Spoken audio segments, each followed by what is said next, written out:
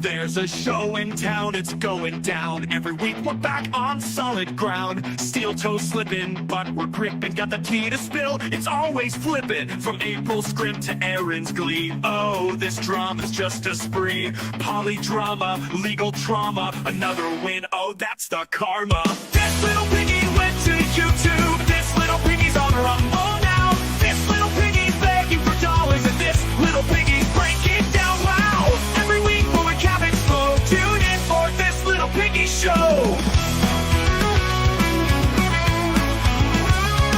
From revenge porn to felony, it's a circus, can't you see? The toe is bent, the goal is spent. His empire crumbles, all hell sent. April's playlist on repeat. Aaron's lies we can't defeat.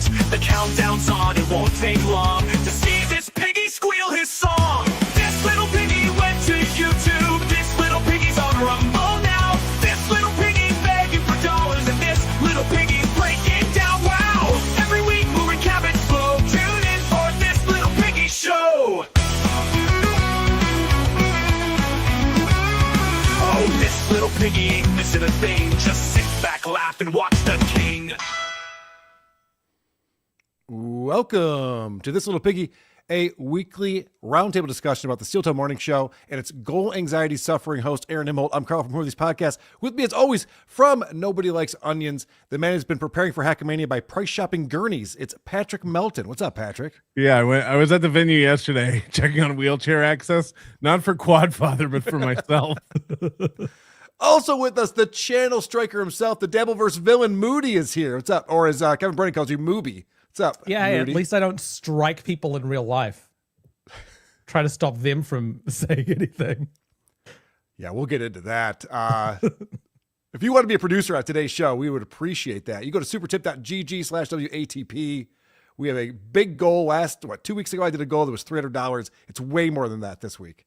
We have to hit the goal or else we're going away. We'll never do the show ever again. So thank you to all the people who support this program. And thank you to the people who clip the channels that we need. Stalin 19, Bubble Popper 24, Who's on holiday? Roy Sombrero. He's Bubble going Popper. on holiday. Yeah, big announcement came in on Reddit that Bubble Popper will be touching grass for 10 days. Yeah. He's gone on a cruise, so he's uncontactable, which is nice. We need people to step it up in his absence. All right, Roy, get out. Moody wrote a bot to track how often he watches Steel Toe on this cruise.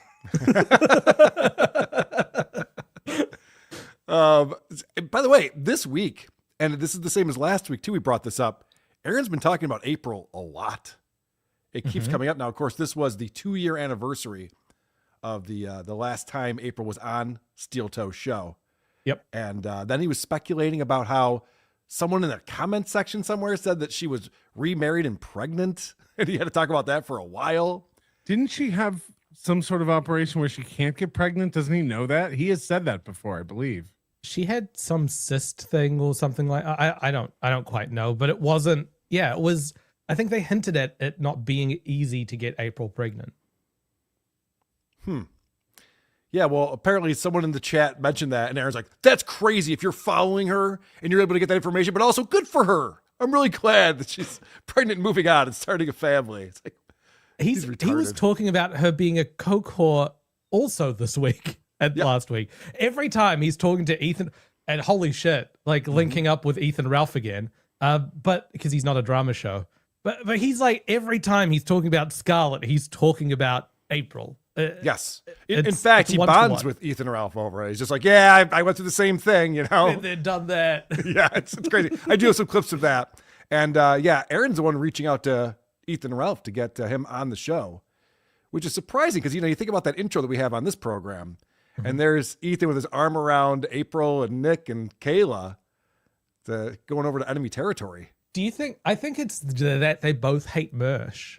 And so, though they've linked together over their common enemies. That happens a lot in the Dabbleverse. I'll be honest. I've been seeing that a lot lately. So very possible. Guys, I have to play something for you. Thomas Williams found this and sent this to me in an email. So there's this YouTube channel called Stuttering Sex Pest. And what he does is he clips every single Stuttering John segment from Who Are These Podcasts and post them on YouTube. So you can go in and listen to everything we've ever talked about with John, and these videos go on and on and on forever. You striking that? Definitely not. Definitely. I love it. I love that he does that. It's great. Well, he found, so people have been going back and listening to old episodes of WATP and our segments. Brian Johnson from Tell 'em Steve Day was on the show back in 2023. And he made a pretty bold prediction, or at least maybe he put this out into the ethos for this to happen. Won't stop saying it. You know, I've got several issues with Shuli, and now I got a new one. Yeah. He's wearing a fucking steel toe hoodie. Come on. Come on. Why are you repping those guys? In my dream world, it's Chad and John team up to do a show. Yeah. And then Carl and Melton team up to fucking eviscerate Steel Toe. I Just fucking make him go back to whatever he was doing before he did radio. Drive him out of the business. And I actually on Would You Kindly, she never responded, probably because nobody ever listened to it. But on Would You Kindly, I offered to take in April as a sister wife. Mary Beth agreed to it. I said, April, come on over to New Jersey, a real state, not this Minnesota shit. Live with us. You can experience what it's like to be with somebody who can go on and be entertaining. You know, I like Carl's not committing to anything. No, I was going to say, listen, I'm not fence sitting here. I'll send her the clip. If you could find the clip of that, I'll send it over to April. And so, that was Brian asking for this program to exist 3 years ago. And here we are on this little piggy. That hoodie is a collector's item because that was hand ironed by April. I have one too. She sent me one as well. Still in my closet. It's got the old YouTube URL on it too. Still makes great sandpaper. It's not high quality. It's so shiny, right? That's for sure. Yes. Yeah. It's very shiny. I want to get into, in a minute, we're going to get into the whole latest with the HROs and trying to shut down free speech. But real quick, I don't know if you guys saw this, but there's been an update in my case with John Melendez. Yes. Very exciting. Yeah, very exciting. The court has set a date, April 22nd, for an in-person pretrial conference with the judge. And so my attorney, Danny Savelos, has already purchased his plane ticket. He's ready to go. He'll be there. I'll be there. Maybe some other folks will be down there. We'll see what happens with John's attorneys. He's got two of them, apparently, supposedly. Because the whole issue, for people who just tune into this little piggy and aren't aware of where this has gone, it's because Stuttering John's lawyers or attorneys haven't been responding to anything, and it's alleged that they're no longer even representing John. They just haven't told the courts about it. Yeah, behind the scenes, I think this has come out. Behind the scenes, they made us an offer, and we made a counter offer, and then we haven't heard back. Right. So the judge is finally like, what's going on with this? We're like, we don't know. Sounds familiar. Yeah, right. That's why I bring it up. So the judge is asking everyone to be at a specific time, the Rumble. You go, right. you both go down there together. I'm going to bring my switchblade. Right. It's all going to go down. Right. So anyway, that's an exciting development in the Lowell suit that I have with John Melendez. All right. So Monday morning, so Sunday night or Sunday morning, I guess it would be, there's this crazy stream from Scarlett Hampton as she's bleeding all over this motel. Her foot's bleeding. She's leaving a trail of blood. Rats are trying to get at it. She wants to adopt them as pets. Oh, that quote, "Thank you for telling me about the rats wanting to get my blood," is it's insane. It's so silly. And then, she's at the hospital and she's like, Ralph didn't do this, even though Ralph's nowhere to be found. So, of course, Aaron pounces on this, reaches out to Ralph, says, call into my show. Ralph calls in from the airport to... It's always like a backhanded exoneration from her, though. It's like, no, I just want you to know Ralph didn't do anything. He threw a shot glass at me. It broke everywhere. He threw me down. He threw my skull or whatever she said. But he didn't do anything. And then he ran away. It's like with friends like this. Well, it's also the telltale signs of a battered woman, because she'll be like, he did this, but I love him. But it's great. We're doing great. I hope he gets home safe. You're like, well, okay. Well, there was a video I saw today, apparently, of Ethan. What it looked like Ethan was hitting Scarlett on one of his streams. Yeah. on Twitter, it was weird. Like, I don't know what's going on. He It's shoved just- her away, but not in the same way as Matt Mead. Like she was climbing all over him, and he was like get away! I'm trying to do my stream. I didn't think of it as like anything violent. There was a yelp. Like she yelped after he hit. Do you want to watch it? Like this is No, it's that's not nothing what to do this with show's Steel Toe. about. No. The reason why I'm setting all this up is because Ethan Ralph called into Aaron's show. And I just have a couple of clips here because there's a couple of versions of Aaron I really despise. And one of them is Concerned Aaron. This is like supposed to be a shock jock. He's got the guy who's making all the big news and the Sector and the Dabbleverse. Everyone's talking about this live stream that Scarlett put up on her X account. And so now it's like, hey, let's hear about the perspective of Ethan Ralph, who's on the phones. And this is how Aaron handles it. I love her, but I ain't going to jail on some bullshit, right? Yeah, I and mean, she's so- already kind of put you in a position to go to jail for some bullshit. So I just don't want to see any human being like just have this kind of shit happen to them, whether it's her, whether it's you. So like, what can we do in the future to mitigate these things and make sure they don't happen? Okay. What's he doing? What is the point of this? He's like, let me give you some fatherly advice so that you don't get in trouble with this girl. It's Aaron still butthurt about April, and so he needs to. He sees the same narrative in Scarlet, and so is trying to relitigate all of that in this parallel situation. So because April made up all this bullshit about Aaron, therefore every woman makes up bullshit about the man, and therefore no woman can be in a bad position. Did he forget he's doing a show? Like, Right. you have this like titillating thing that's going on, that's ongoing, and he's just like, all right, now what are you going to do differently in the future, Ethan Ralph? Let's Well, work it is this together. Let's figure it out. It is a non-drama show for St. Cloud Vikings fans who are also Catholic. True. So he's got to play to his audience. That's a good point. So that's Concerned Aaron, who wants to fix the problems. And I love the fact that it's even possible to date Scarlett Hampton and have a healthy relationship. It's not. What are we doing? No. She doesn't even clean her butthole properly. What are we doing? Jesus Christ. Yeah. So My favorite line from the leaked reviews of Scarlett Hampton's prostitute reviews are, for $1,500 to $2,000, I expect cleanliness. It's like you're hiring a whore. I mean, listen, if you're negotiating anal up front, then yeah, they should be prepped for that, I would think. There are tiers, and I guess she's got the Z factor. What do they call it? Like being in porn would raise her profile versus a different one, so she would be relying on that. Ooh, do you know a lot about this? I don't know. I just I was told that you're a virgin. That's what Kiki told me, but it sounds like maybe yeah, the virgin with a unibrow. maybe you've paid for sex in the past. Okay. I have not, but it is We all have, legal Moody. in New Zealand. I have seen Moody get a lap dance in Tijuana. It was very reluctant. I think reluctant would be the. I did not enjoy it. So now let's fast forward to Know It All Aaron. So this is what we were talking about before, where he's been through this. He knows all this stuff. He's already dated Scarlett Hampton in his mind. So he's going to help out Ethan Ralph.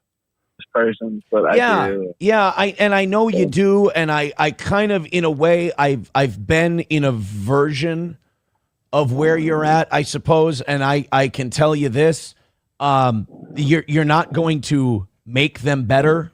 All right. I'll get back to this. But what's so annoying about this is that when Aaron met April, she was not into drugs. That wasn't her thing at all. Mm-hmm. Aaron's the one who brought her into this polycule where it was all about sex and drugs. He's also described, so joining the polycule was Aaron's idea. He floated it to April when they were in Vegas. And then the first time April ever did a line of coke, Aaron's described it. He said she looked back at him and asked, "Is this okay?" Yes. And he said, "Go for it." Yes. Yeah, but let's not forget this lady used to spend all day long in a valve painting booth. She could have been getting high all day. True. And then Just she was up and also bang. she was hunting at the Reketas. That was suspicious. The amount of time she spent there alone before the polycule was set up. Well, of course, but it's very interesting to me that Aaron's like, dude, you're dating a chick who's addicted to crack and is in porn. Been there, done that. It's a very different scenario here. So what you're saying is Ethan picked her off the shelf like that, and Right. Aaron developed her at home. Yes. We're not going to make them improve. That's something they have to do on their own. And maybe you need to perhaps get out of the blast radius for a little while and protect yourself a little bit. I totally agree, and I tried to tell her that it's not good for me or her, right? Because like you look, man, you got and we have this in common. So I'm going to play this card to you. You got kids. Sure. You got kids, buddy, and you don't. I'm sure you wouldn't want to see your children in the shape she's in. He doesn't see his children, Aaron. This is Ethan Ralph. Who do you think you're talking to right now? Did you see, Nick released a text this morning where he was bragging about how much he loves not having his kids. Like he was bragging about it. It's a wild text. But yeah, Ethan's one of those guys where the less time he spends with his kids, the better for those kids. Right. Arguably, Aaron's also one of those guys. The less time Aaron is around his kids, the more stable of a family environment those kids have. Ralph lives in a different country than his kids. Yes. So this idea that's just like, hey, man, you got to be careful running around with Scarlett because, you don't want your kids turning out that way. Like, it has nothing to do with anything. And you don't want to be with look, someone I want to say this. All right, whatever Ethan Ralph says. So then this is my favorite part of the phone call because we know Aaron's got all the answers and he can fix Ethan Ralph. He's got the answer for him. And gosh, I don't know how Ralph didn't know about this. It was right in front of him the whole time. Jesus. and just That's right. kind of reevaluate things. And brother, I'll tell you this. I hate to be the annoying recently recommitted Catholic, but it is my job to spread the word. And Holy Week's a good week for starting over and resurrection, my man. Well, you know what? Mexico is very holy, right? It's like 95% Catholic, and I don't know. I'm my own person, right? Go to mass. Your soul, your insides, everything. It'll feel fuller. It'll feel better. You'll start to maybe find Thank some you, answers. brother. I just want to call in and let people know I did not cut her foot or whatever the. Okay. I can't imagine a worse take than after you see what they've been up to the last 3 weeks and all the streaming they've done and the ups and downs and going to jail and all this stuff. And his take is, if you went to mass one time, I think that would turn things around for you. There's nothing that makes me more of an atheist than going to a mass. Yeah, Right. it's more likely to me that Aaron Imholt ruins the Catholic religion than he gets his life on track. Aaron watches that stream of Scarlett running around with blood going everywhere and Ethan saying, I didn't do this, and thinks that man should be around kids. Yes. That's Right. that's the conclusion he need you, brings out. right. What are you pulling up This is the here? text. This is the text released by Rekieta earlier today about Aaron talking about his kids. We don't have a date on this. Okay. But it's Aaron and Nick catching up. Hey, man, how y'all doing this fine weekend? That's Nick. Pretty good. Just dropped the kids off. Now a little downtime before the Nanau Fury fight. I don't know what that is. And Gopher game. How you two doing? Or Seven? Scramble all day. And then Aaron says, I bet. I love my 50% custody some days, ... most days. LOL. LOL. Hilarious. Good for you, Aaron. The best part of having kids is when they leave. Yup. So yeah, that him preaching to Ethan and Ralph about like, hey, look, we both been with drug addicts. We both have kids. Like, we're the same guy. We can work through this together. You just got to find Jesus like I did. Talking about a I'll be danger better. to children. These men are a danger to children. They shouldn't be around kids. So speaking of religion, then we'll get into the HRO stuff because I'm very interested in people's takes on that. But speaking of religion, Aaron now has a new theory on all of his life problems and how he can solve them, which is always great. I always like it when Aaron's got it all figured out. I'd like to do that. I'm a Catholic and I don't believe in premarital sex. You know, I thought about the premarital sex thing. All right. This guy was a shock jock like a month ago, wasn't he? Right. Now he's preaching about premarital sex. And he's in a relationship with SP supposedly. Yep. There was at the anniversary show, he looked at the Timu April and said, SP or no SP, that dough is getting tagged tonight. Yep. Shoved his tongue down her throat, I remember, but that's fine. That's not premarital sex. I can't tell if he's right winger Anthony Cumia shock jock or if he's Sean Hannity. I feel like he's made a complete transition very quickly. Yesterday, and I was like, boy, like how much better would my life be? And I know when you're a pervy kid, you don't think this way. But I'm like, man, all of the trouble I've ever been in could have been resolved if I would have said, I'm going to wait till I'm married. I'm going to get married in the Catholic Church. I'm going to do it that way. You know, all of that. Would I have stayed out of all the trouble I got into? Yeah. Haven't we, like every guy I've ever had a conversation with over the course of my life, haven't we all been like, man, wouldn't we be so much more successful if we weren't trying to get laid so much? Like, we've all had this conversation. It's nothing new.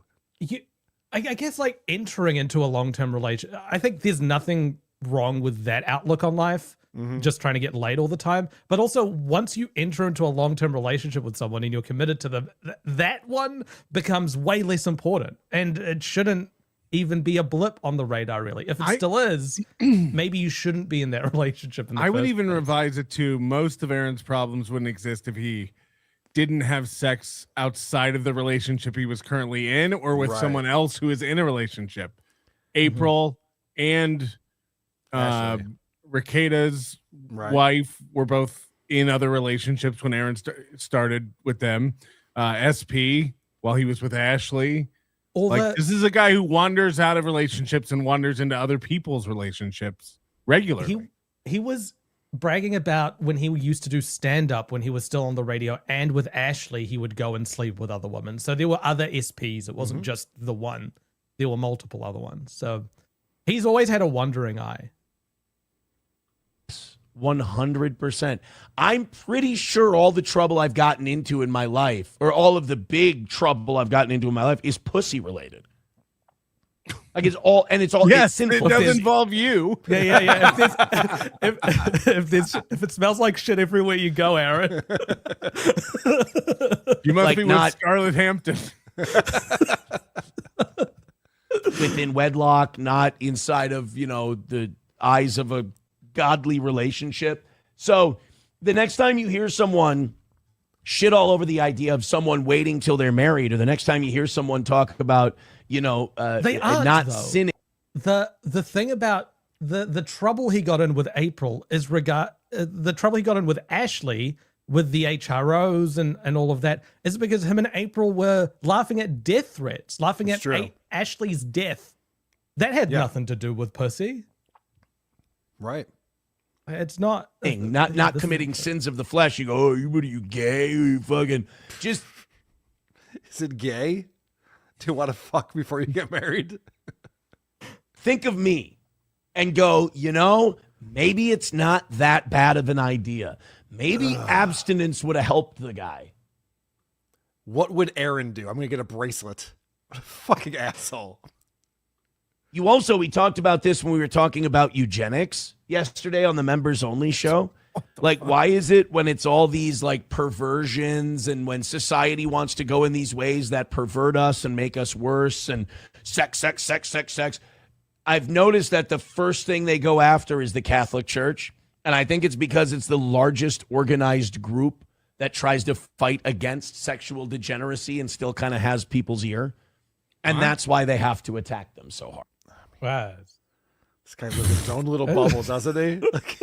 It's like, everyone's going after the Catholic Church. He's the only guy here talking about it. This guy hates pedophiles. The Catholic Church famously fighting against degeneracy.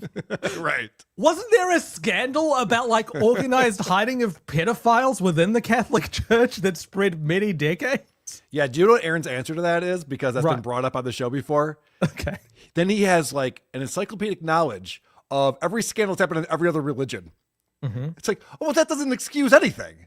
Right. How does that make it okay? It's whataboutism. I'm like, yeah, but did you know that the Jews, bite off penis heads? You're like, well, yeah, but Right. How many other scandals need to happen before you're allowed to have pedophiles? In the church? right. So stupid. All right, let's get into this. We got Hackamania coming up this weekend. A week from today, we'll have Jim and them. We'll have a comedy show with Pat Dixon, Anthony Cumia, Vinny Paulino. My flight is tomorrow. Holy shit, Moody's coming to the States. Yep.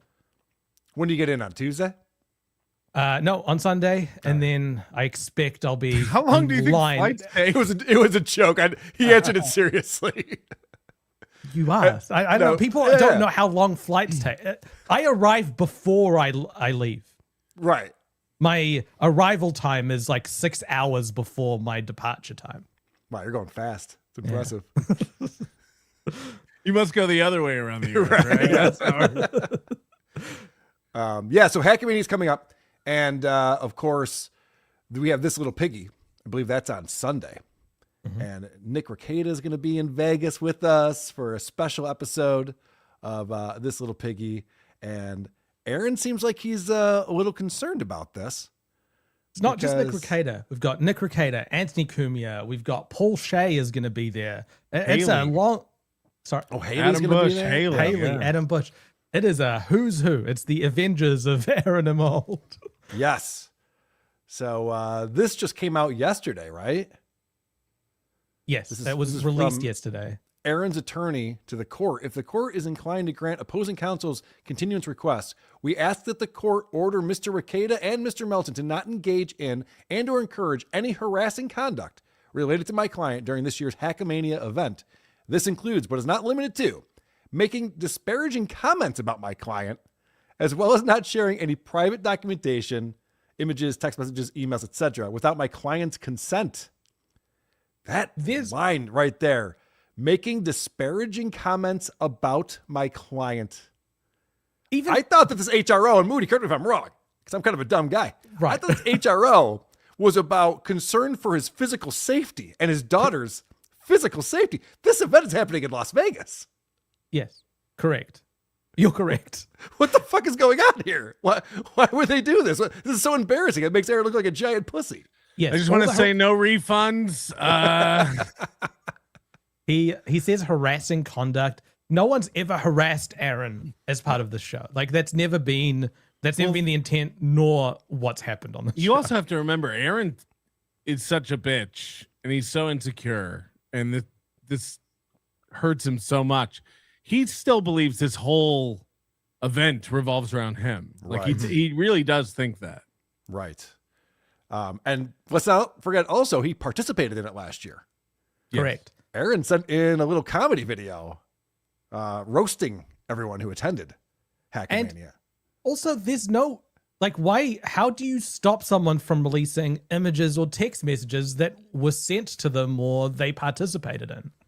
Everyone's within their rights to release text messages that someone sent them. It's a desperate move.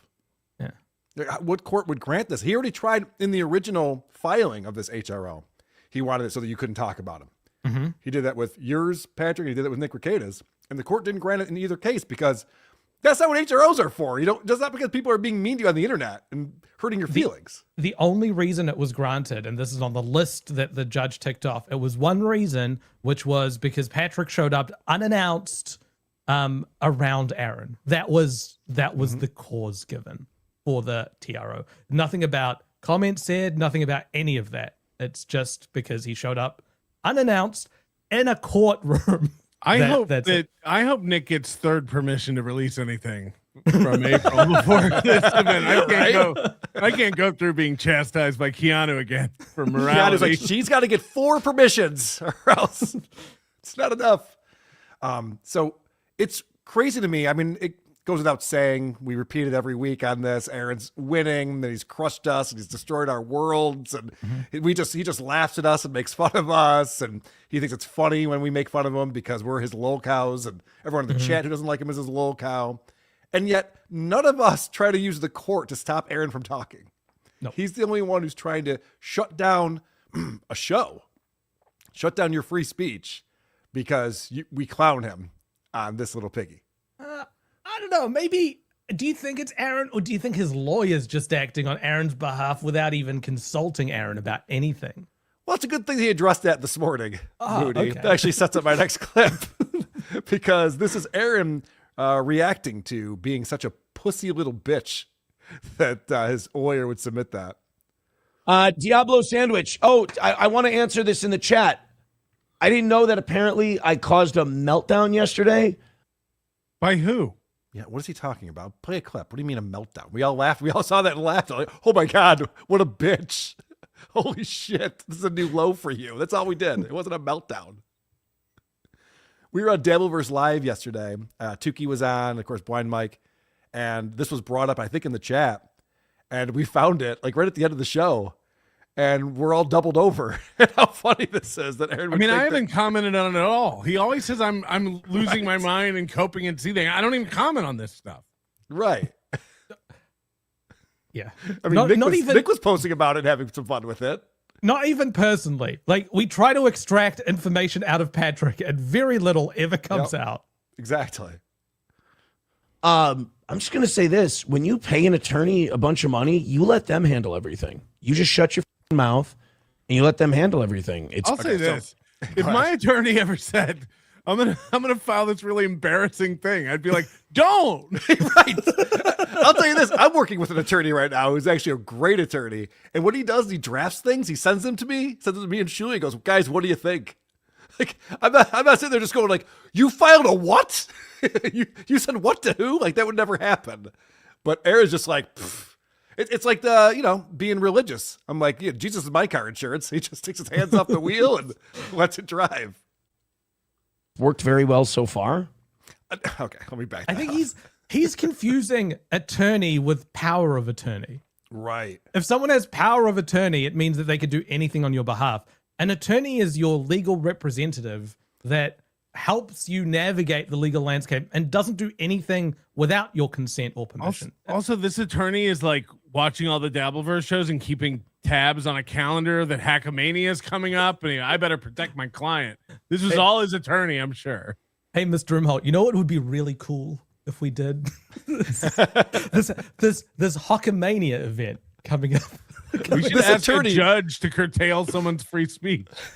This attorney at the next hearing is just going to stand up, rip open his shirt. It's got an NLO shirt on underneath. It's going to be a perfect turn for him. I'm just going to say this. When you pay an attorney a bunch of money, you let them handle everything. You just shut your mouth and you let them handle everything. It's worked very well so far. It's worked very well so far. He's lost every legal thing he's ever been involved in. Yes. And I watched the stream of this attorney that he's talking about against Nick Rekieta for this HRO. And he was completely disheveled, disorganized. He had no idea where his files were or how to access them. I don't know if you remember Aaron during that. He was like, There's images. Yeah. He was stressed the fuck out. This in the corner of the. And it was a while ago now, but I just remember like there'd be something said and they'd be like, Your Honor, can I have 5 minutes with my attorney? They'd have to like shut down the microphones and have a conference. Like, what are we doing? There was a time, during that I went back and rewatched some old This Little Piggies in preparation for Hackamania. Mm-hmm. There was a time when during that his attorney was questioning Aaron, and he was saying like, "Hey, you're scared. You're scared of Nick Rekieta, right?" And Aaron Objection was like, leading. Yeah. He's like, I don't know. I'm not like I'd win him in a fight. I'd probably best him in a fight. I'm not that scared. He's like, yeah, but you're scared for your like safety, right? He's like, I don't know. I could probably best him if like I was prepared for a match. I'd best him. And then they had to have a sidebar. And then he came back, and it was like he was reading off a screen saying, I'm scared if he showed up sporadically or if he showed up unintended, like unannounced and on drugs, and he had to like come up with a list of things. I to forgot read. about that. That was hilarious because the attorney might have just been like, holy fuck, what part are you not understanding about this? Right, because the needle Aaron needs to thread with this is he needs to convince the court that he is legitimately scared for his life and the health and safety of his children because of Nick and Patrick, while at the same time he runs around and tries to say, I'm not scared of anyone. I'm not scared of these guys. I just say words on the internet. Mm-hmm. It's a very he needs to admit how bad things are in his own mind in order to win. And I don't think his body will let him do that. Well, we've talked about this before, but none of us challenge people to fights. No. It just doesn't happen. Like Aaron's whole take on Hackamania 2 being invited is I'll fight 5 of you in a boxing ring. I would go so far as to say I would probably lose in a fight against Aaron. He's if got Aaron height and reach on you for sure. Right. If Aaron decided to punch me, I would welcome it like I was walking to the arms of death. I'm going to say this. He could take me this week. Oh my God. Yeah. But it's like, I don't challenge people to fight. If the man who speaks into the microphone starts challenging you to a physical fight because he can't say anything into the microphone to change anyone's mind, then I think that man is not very good at speaking into the microphone. Right. It doesn't look good for him. And the fact that he's concerned for his own physical safety. This is also the guy who had to go run down to his boxing gym and live stream from that when Ethan Ralph was in town. Let's not forget, it wasn't that long ago that he's like, get down here, Ralph. I'll fight you in the ring right now. Now they're best friends, of course. Now that Ethan Ralph is making a fool of himself. Aaron's best friends with them. My attorney does a great job. You hire them to be your advocate and your litigator, and that's what he's doing. He tells me, he goes, I'm going to do this. And I go, sounds good to me. Why did that sound good to you? What did you think was going to happen? The court was going to be like, all right, you guys can make some jokes, but they can't be that funny. Don't be too cutting. So he's saying that, yes, he did tell his attorney to do that. Yes. He just told us that he's the one who gave approval for the attorney to do this. He's just like, it's out of my hands. It wasn't. He asked if you wanted to do that or not, and you said yes. It's wild. And here's why it's a good idea. Okay. I can't wait for this. Remember when he was fired from the radio? Do you remember why he was fired from the radio? It's a fucking asshole. Sounds good to me. If I've upset anyone, I didn't mean to. I swear I didn't even do anything. No one's upset. We think it's hilarious. They're such a pussy. His whole thing is that's always his fallback. It's like, but I made you feel, didn't I? I made you do that. I made you freak out right there. Right. I'm the heel. I'm the best heel in the biz. Right. If you're the heel, you want people to freak out. What do you mean you don't mean to?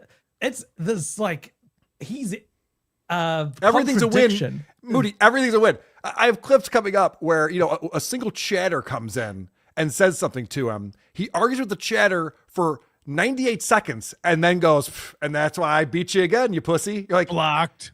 right. You're like, you're the one arguing with a random chatter on your show. B Smiley brings up a good point in the chat. He called me a bitch for striking Brian Landon for re-uploading content of mine in full, as is allowed under copyright law.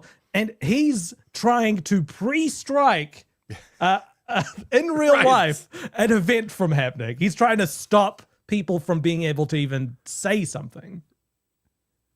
I have a litigator. I've paid him very good money. He does an amazing job. I pay him so that he handles everything. If he was doing a good job, he might bring up, hey, this kind of makes it look like this whole thing is about just shutting these people up instead of you being physically scared for your... I'm not a lawyer, but if I had a client in this similar situation, I would probably bring that up. Like, you're making this all about these guys making fun of you. And this might hurt your case. Right. Also, Sure, what emails and images does he think we have saved up for Hackamania 3? That's a pretty good promo for us. Someone Get the who's streaming package, Hackamania.com. someone who's actually scared would go to the courts and be like, I don't care what they say about me. I don't care about any of that. I'm just scared that he's going to show up and hurt me and my family. And I need the cops to protect me from that. Like that would be the bottom line. He's treating it like he's ordering Uber Eats and trying to tick off things that he'd like off a menu. It's Again, I'm sorry if any of that has upset anyone. There's certainly, I promise, we weren't thinking about you when we did it. Obviously, you idiots. By the way, Magnum DUI says words hurt, Aaron. Again, I didn't do anything. that's his argument. Words hurt. Well, He's trying to stop. He's trying That's to what stop. that's what the chatter is saying. He's like, Right. well, you're afraid of words. And Aaron's like, but I didn't even do anything. You just said you approved your lawyer to do that. It That's sounds like exactly he's what he afraid of his own words. did. Right. I have an attorney. He handles everything. I just shut my mouth and let him cook. I didn't know that this thing that it had nothing to do with anyone but me.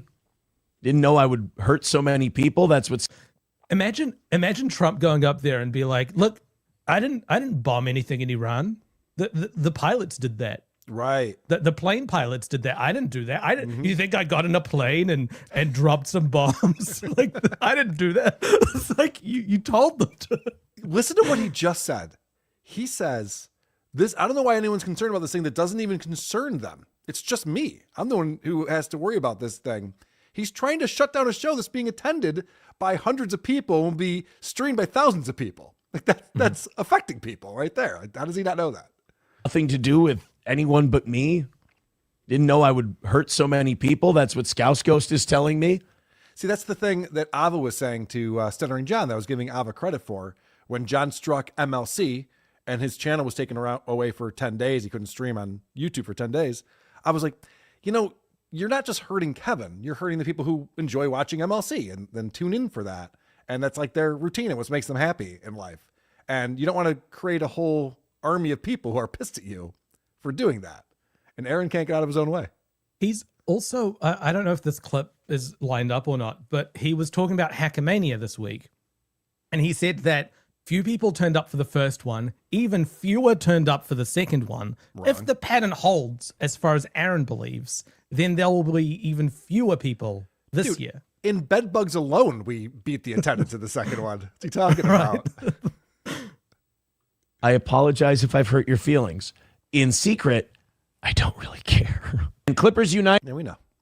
look, man. Also, this man told the court, every time I tell the trolls that something doesn't bother me, it's to divert attention away and make them think it's not hurting me, but in reality, it's different. Yep. I have a lawyer. My lawyer handles my business. I pay a Can you litigator. pause He that? takes Yeah. Can we pause on the things he brings up? Yeah. He's rather than scrolling down on this I have a extension, lawyer. My lawyer. Oh, man, that goes quick. Use the Let me period. try again. And Clippers United, look, man. I have a lawyer. My Okay. Yeah, period and comma on your keyboard will go frame by frame, Thank you. or you can hold it down for slow-mo. Appreciate it. You want to read this? Oh, did your feelings get hurt? Hackamania is happening whether you like it or not. You are the Dabbleverse biggest coward. What else are you going to find out? What else are we going to find out? There's abuse and child neglect already? Yikes.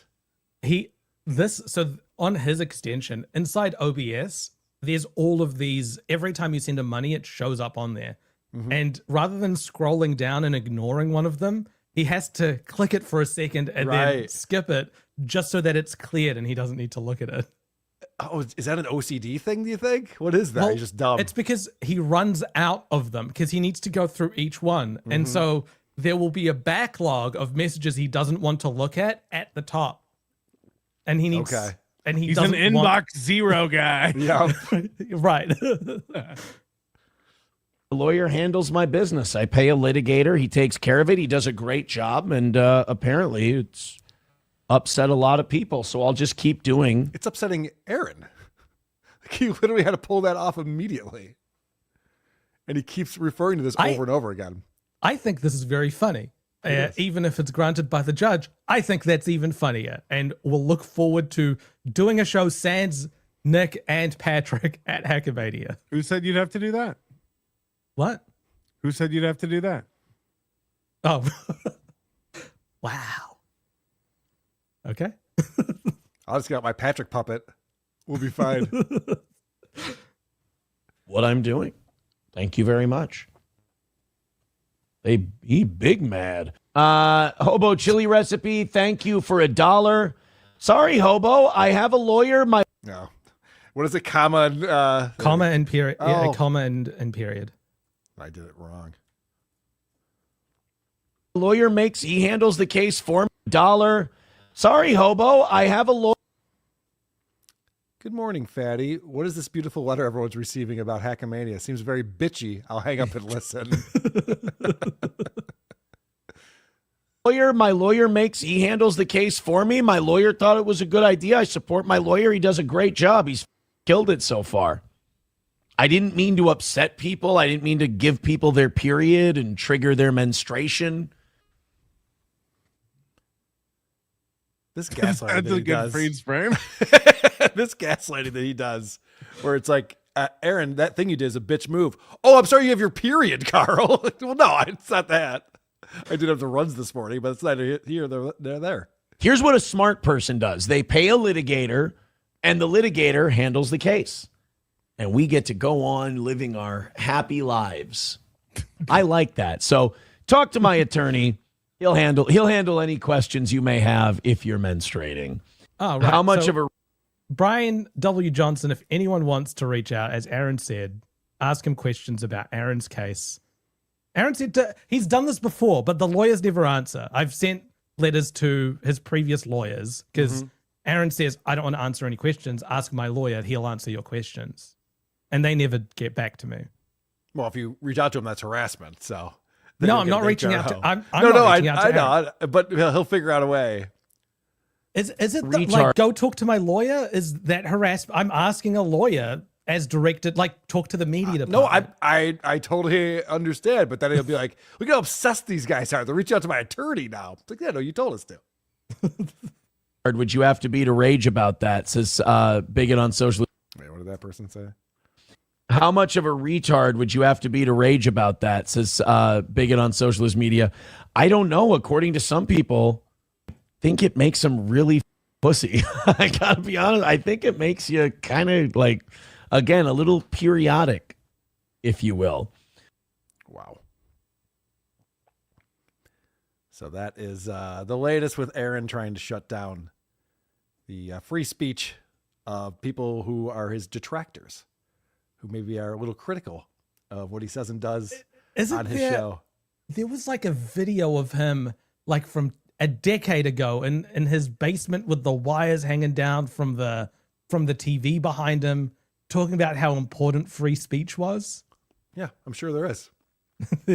If you sort by oldest on Steel Toe Morning Show, I'm sure one of those is going to make for a really good comparison between what he's doing now versus what he was saying back then. It's wild because, he's always been like this right-wing shock jock guy.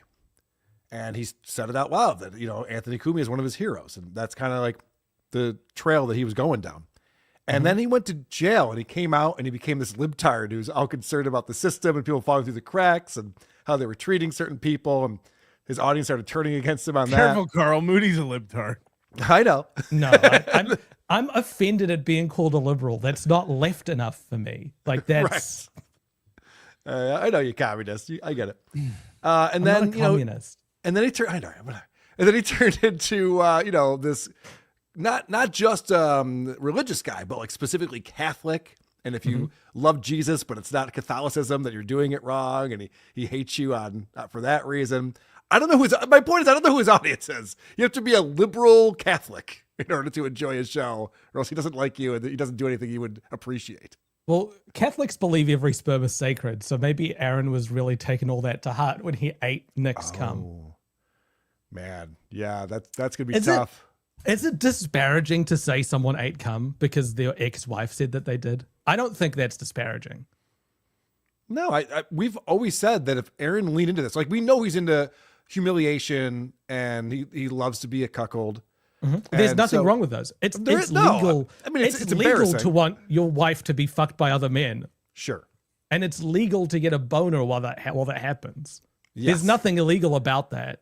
There's You nothing. can even go to Kiwi Farms and read some threads and then jerk off immediately to cuck porn if you want. There's nothing Right. illegal about that, of course. In fact, saying something disparaging about someone with a humiliation fetish is kind of doing them a favor, is it not? Oh, that's a good point. Do you think he's jerking off to this little piggy right now? You're welcome, Aaron. Hopefully he's got the screen off. He's just listening to the audio of it. Supertip.gg/WATP. You can support this very program, this little piggy, by going over there, and we appreciate it. Before you do that, I just want to thank Bongo No Quitter sending a $50 and a $10 to me during this show. Nice. So thank you so much to the people who don't support Carl. I'm glad you don't just tune out your donations. You send them over to the show that matters over at /NLO. Did I put the super tip URL wrong in that banner? It's /WATP is the correct URL. Noel Harding from the end of the show yesterday. Metal deathcore nerd here. Cinco Sanders' band actually rips. Patrick Michael is also a good vocalist, just can't keep time. So I guess he's not a good vocalist. Never mind. Cinco Sanders still rips, though. All right, good to know. That's Ava's band from before Ava was Ava. I've listened to Ava's cover of what was it, like I Want You, She's So Heavy. It's good. I really like it. All right. I just watched a little snippet of a live show from 2015 where it was just noise and nothing rhythmic about it. So I was commenting on that. Ricky Bev coming in. Why do my kids keep telling everyone I died in a war? Steel Toe talking about his faith is like me talking about vaginas. I get it. Laziest man on Mars coming in. Steel Toe reminds me of when Mancow turned from maniac hack shock jock to Christian maniac righteous political freak. The only Catholic thing about him is cherry picking and his dogma head cannon. That's actually a pretty good comparison. I wonder if he's a big Mancow fan. Also, I think Catholics have a thing against proselytize. Like, you're not supposed to go out and try to spread the faith like evangelicals. I thought that too. I don't study it close enough, so I didn't want to say anything. But he's just like, Ethan Ralph, I got to tell you about Jesus. Like, no, you don't. It's like, no. We all know when Catholics go door to door. It's so annoying. The fucking Catholics are here. Don't answer it. Stop making fun of Scarlett. I enjoy a little chocolate on mi churro. You are just fruit, Senorita Carla. El sco. Maybe I am. You pull her ass apart and it looks like a brown grilled cheese. I did mention that there might be some guys who pay extra for that. So, who knows? I don't want to yuck anyone's yum. Trucker Smart.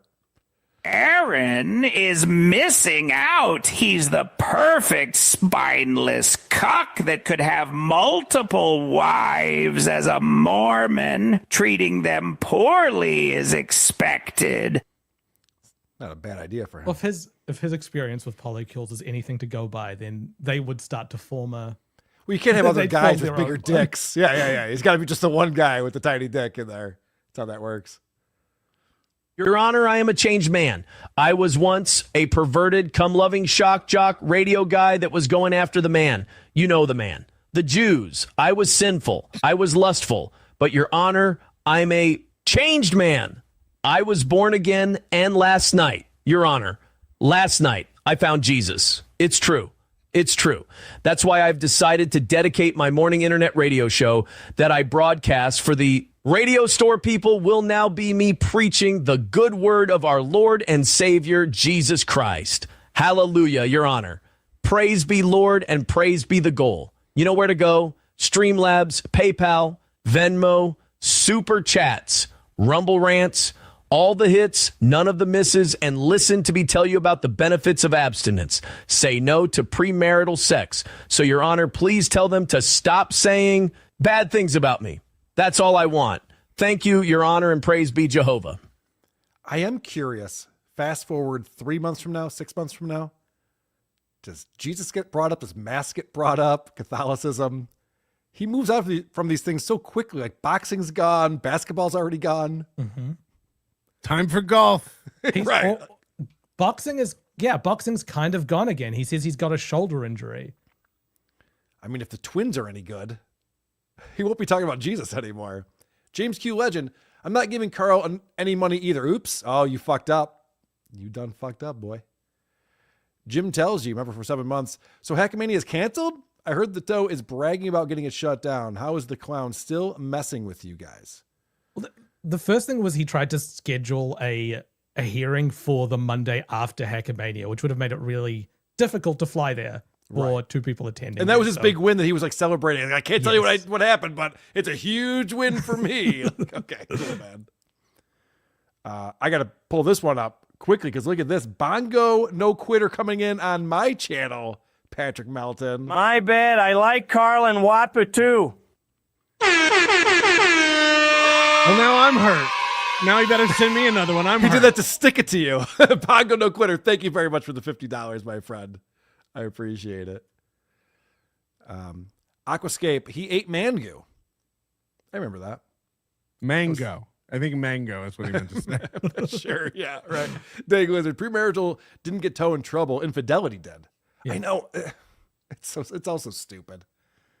Dang Lizard, Toe's lawyer just filed stuff about Hackamania. Okay. Right. He just does that. He's like, oh, yeah, I was just checking my calendar. Hackamania's next weekend, right? I'll just file this for you. Don Fried Chicken. Silencing detractors and begging for money sounds pretty Catholic to me, actually. Good point. Pool Scam Sam. Hi, KB. Where's your wife, Ooga Booga? Good question. Dang Lizard. So the Toe is accusing his attorney of misconduct. No, he did say that the attorney sent it to him for approval. And that Aaron's just like, whatever the fuck you want to do, I don't care. Don't you have to ask? He said, sounds good, which sounds is good. Yes. All of this sounds good. But then he's trying to backtrack on that and say, I didn't do it. My lawyer did. Yep. That's why I pay him all the big bucks. Nate Higgers, 167. Moody is Melton's nutsack troll. He hides under Melton's nutsack and comes out all troll-like, covered in Melton sack cheese. Is that true? Answer these riddles 3. Count of 3, everybody OD. We, the Catholic delegation, move to excommunicate Aaron on this Good Friday. That would really piss him off. Just like how boxing turned him away. The Catholics are just like, we don't need you, man. What are we on? Day like 400 and... We must be coming up to like 450 or whatever of him being... over a year, expelled. Right? February of 2025? January, yeah. PL, Cade Horton, Tommy John. Thanks, Carl. Colin Madden, $5. I did a great cover of A Prescription Queen by Deftones as well. Give the guy his due. You know, that's interesting. You guys are both brought up covers because when Ava was talking about how shitty I am and the Isotopes suck, is because we played cover songs. Yeah, right. Her best cover is when she covered up her penis. Goat Melp. Legit Catholics give cash on Sundays that enables the squad, priests and nuns, to go out there and spread the word. Piggy is just copying TV. I haven't seen priests and nuns proselytizing on the street. Well, you live in New Zealand. It's probably very different. No, just we've got Catholic churches here. Like the Catholics aren't. No, you're right. I don't know how Catholicism spreads. It's so boring. I have seen Mormons on the street. I have seen Jehovah's Witnesses on the street. I don't see Catholic nuns and priests out on the street. Yeah, I remember the beginning of Airplane. There were no Catholics that they had a. What are you guys talking about? Have you seen Sister Act when they reached out to the community? Okay, there you go. There's the reference. All right, guys. Another update on legal things, real quick, before we move on. And of course, as you guys all know, Melton hacked Aaron's Google account and went in and read all of his emails. And I'll never admit it. Checked out his search history, and his YouTube zip file's been deleted. You and I both received these zip files. We can attest that the hack is definitely real, and Melton had firsthand. I judge firsthand access to all of Aaron's emails. Someone asked the question, like, what's the update on that? What's going on? Kiki Fried Egg Tits with $2 says, why did FBI... Kiki Fried Egg Tits, by the way, rules. Kiki Fried Egg Tits, this account is Australian and was sending in $2 Australian at a time. It's great. And got Aaron to say so many things on the show. I think it was yesterday. Yeah, I've been emailing morning. with Kiki Fried Egg Tits a little bit this week. He or she is having a ball fucking with Aaron. Exonerate NLO accessing your computer. They didn't. All right, so the question is, why did the FBI exonerate NLO accessing your computer? You know, because that was the whole thing. I don't know if you remember this, but Kiwi Farms was also convinced that Patrick would be in prison by now. Mm-hmm. And then I'd have to run Hackamania. Fuck that. Can't deal with getting lights and a screen projector. No way. It sounds trivial. I know. I'm just fucking around. I know it's been a lot of work. They absolutely didn't. I have a story. I think I told that story on one of the shows. St. Cloud said there was a crime committed. It got to Candy Ojai. Candy Ojai claims, well, Kristen Pierce said, oh yeah, we sent both of them to the FBI.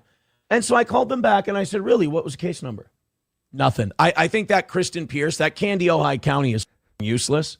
And say, poor Aaron, you know, he's doing all the right things and just everyone's screwing up, you know, whether it's judges or prosecutors or police departments.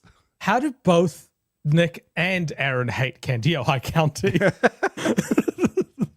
Surely if Candy Ojai County hates Nick, they'd be like, yes, we'll help you with the FBI case of this guy hacking into your computer. And so he didn't get a case number, so he just let it go for a year and a half?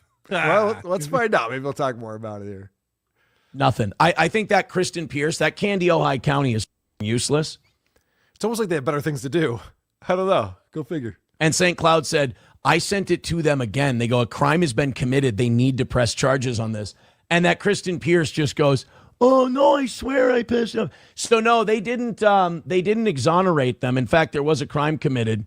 And I guess if I wanted to push it, I could, but it's like, it seems like everybody over in that end's kind of living in their own hell of their. The police department announced there was a crime committed. I don't think that's in their purview. No. To say a crime was committed. I thought that was a judge. No, they have to check the box. Yes, no, or maybe when you send it in. So now we're in a position where Aaron has admitted that the cuck porn and after reading about Nick's kids is true. And that's what he was actually searching and doing, that he was masturbating after reading about Nick's kids to cuck porn.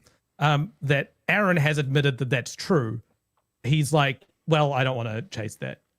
It's just out there and people can know. So someone's asking why I'm real quick. Someone's asking why I'm so quiet today. I am in a lot of pain.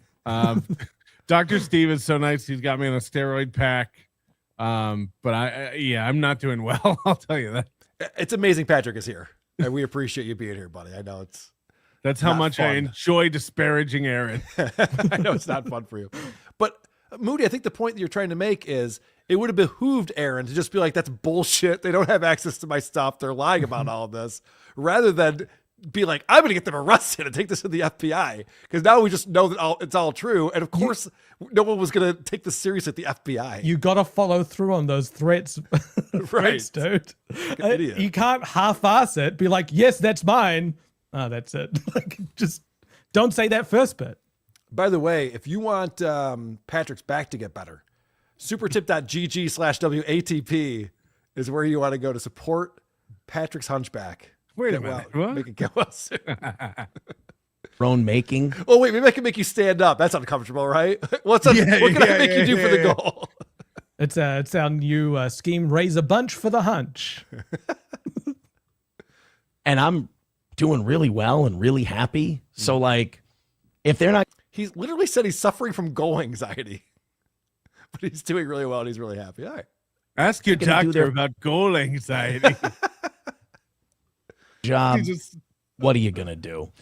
So let's go on to this next. And again, Kiki Fried Egg Tits. Sorry about that one not working out for you either. 1 million. Besides, everybody knows they did it. So that's the publicity of it all and them knowing just how desperate and pathetic they are. That's kind of nice. That was a PR win for the toe. It's the exact opposite. Moody just said it's the exact opposite. Knowing that we had that, or I didn't, but knowing that they had that data. Guys, you're so desperate that you had to release the fact that I read about Nick's kids and then masturbate to cuck porn afterwards. That isn't the own you think it is, Aaron. It's not. And also a PR win. I forgot this thing even happened. This is so long ago. I don't remember being like, yeah, Aaron really won that battle by taking this to the police and asking them to send it to the FBI. Fucking loser. He's gone to the police way too often with things that happen to him on his stupid internet show. Do you want to talk about him referencing you tracking his Kiwi Farms? Yeah, sure. It's this Kiwi's Fried Egg Tits person came up again on that same show. I love it. So for those who don't remember, about, what is it, like 7 or 8 months ago, when Aaron went on holiday in Florida after his settlement. A year ago. It was April of 2025. It was after Hackamania. Wasn't it? Okay. I don't know. It was like when he went on vacation? Yeah, when he went on vacation. No, it was early in the year. Yeah, it was April. Because that's when Gino, went on railed about Kayla, and then I thought it was late May. I think it was I thought it was like March. It was definitely before Hackamania. Okay. Well, whatever. We what we did is he was talking about Kiwi Farms so often, and he said the first thing I do every morning is I look at Kiwi Farms. And when you go on Kiwi Farms, if you have an account on there, by default it shows when you were last online and what thread you were reading. So I wrote a script that every 5 minutes checked Aaron's profile and recorded whether he had logged on to Kiwi Farms sometime within the last 5 minutes. Right. And then I plotted that out for about 9 days over his holiday and then for a few days once he got back. And it showed that this man did not sleep for more than 2 or 3 hours a night, that he was checking Kiwi Farms before his show, after his show, almost every waking moment. An hour did not go by without him checking Kiwi Farms. Yeah, we thought for sure it would slow down while he was on vacation. It did a little bit, but it is crazy how often he's checking this thread. And just to put it in full context, the thread he's looking at is one that is anti-Nick Rekieta. Yes. And so because of that, he got off on seeing like people who are, dragging on Nick, but also some of them were pro Aaron because Aaron was also anti-Nick at the time. It's the thread is thousands of, like tens of thousands of pages long. I haven't checked on it in a very long time, but if you want to stay on top of it, it's one of the most active threads on that website, and you need to be checking in constantly just to make sure that you've read every little thing these people are saying. Obnoxious black food reviewer, and like 18 different people popped up. It's like, wow, apparently there's a lot of really obnoxious black food reviewers. Way to go, Google. Kiki Fried Egg Tits starting us off tonight with... There's just one message from Rumpio checking if I ever checked if he was... did I ever check if he was checking Kiwi Farms while doing a Steel Toe show? Yes. So it was checking during that. There is a total gap during the Steel Toe morning show, except for one data point that happened, which was during a live show that he was doing, and his internet cut out. And so I think he would have gone on to Kiwi Farms to make sure he had connectivity in the middle of the show. And that lines up perfectly with the middle of a Rumble Friday when it had disconnected. Yep. But apart from that, he was never on Kiwi Farms during a show. He's only checking Venmo and PayPal on his phone. Yeah. $2 says, do you regret your Kiwi Farm obsession movie track? I think that was more of a Moody obsession track. I mean, I know you hate me.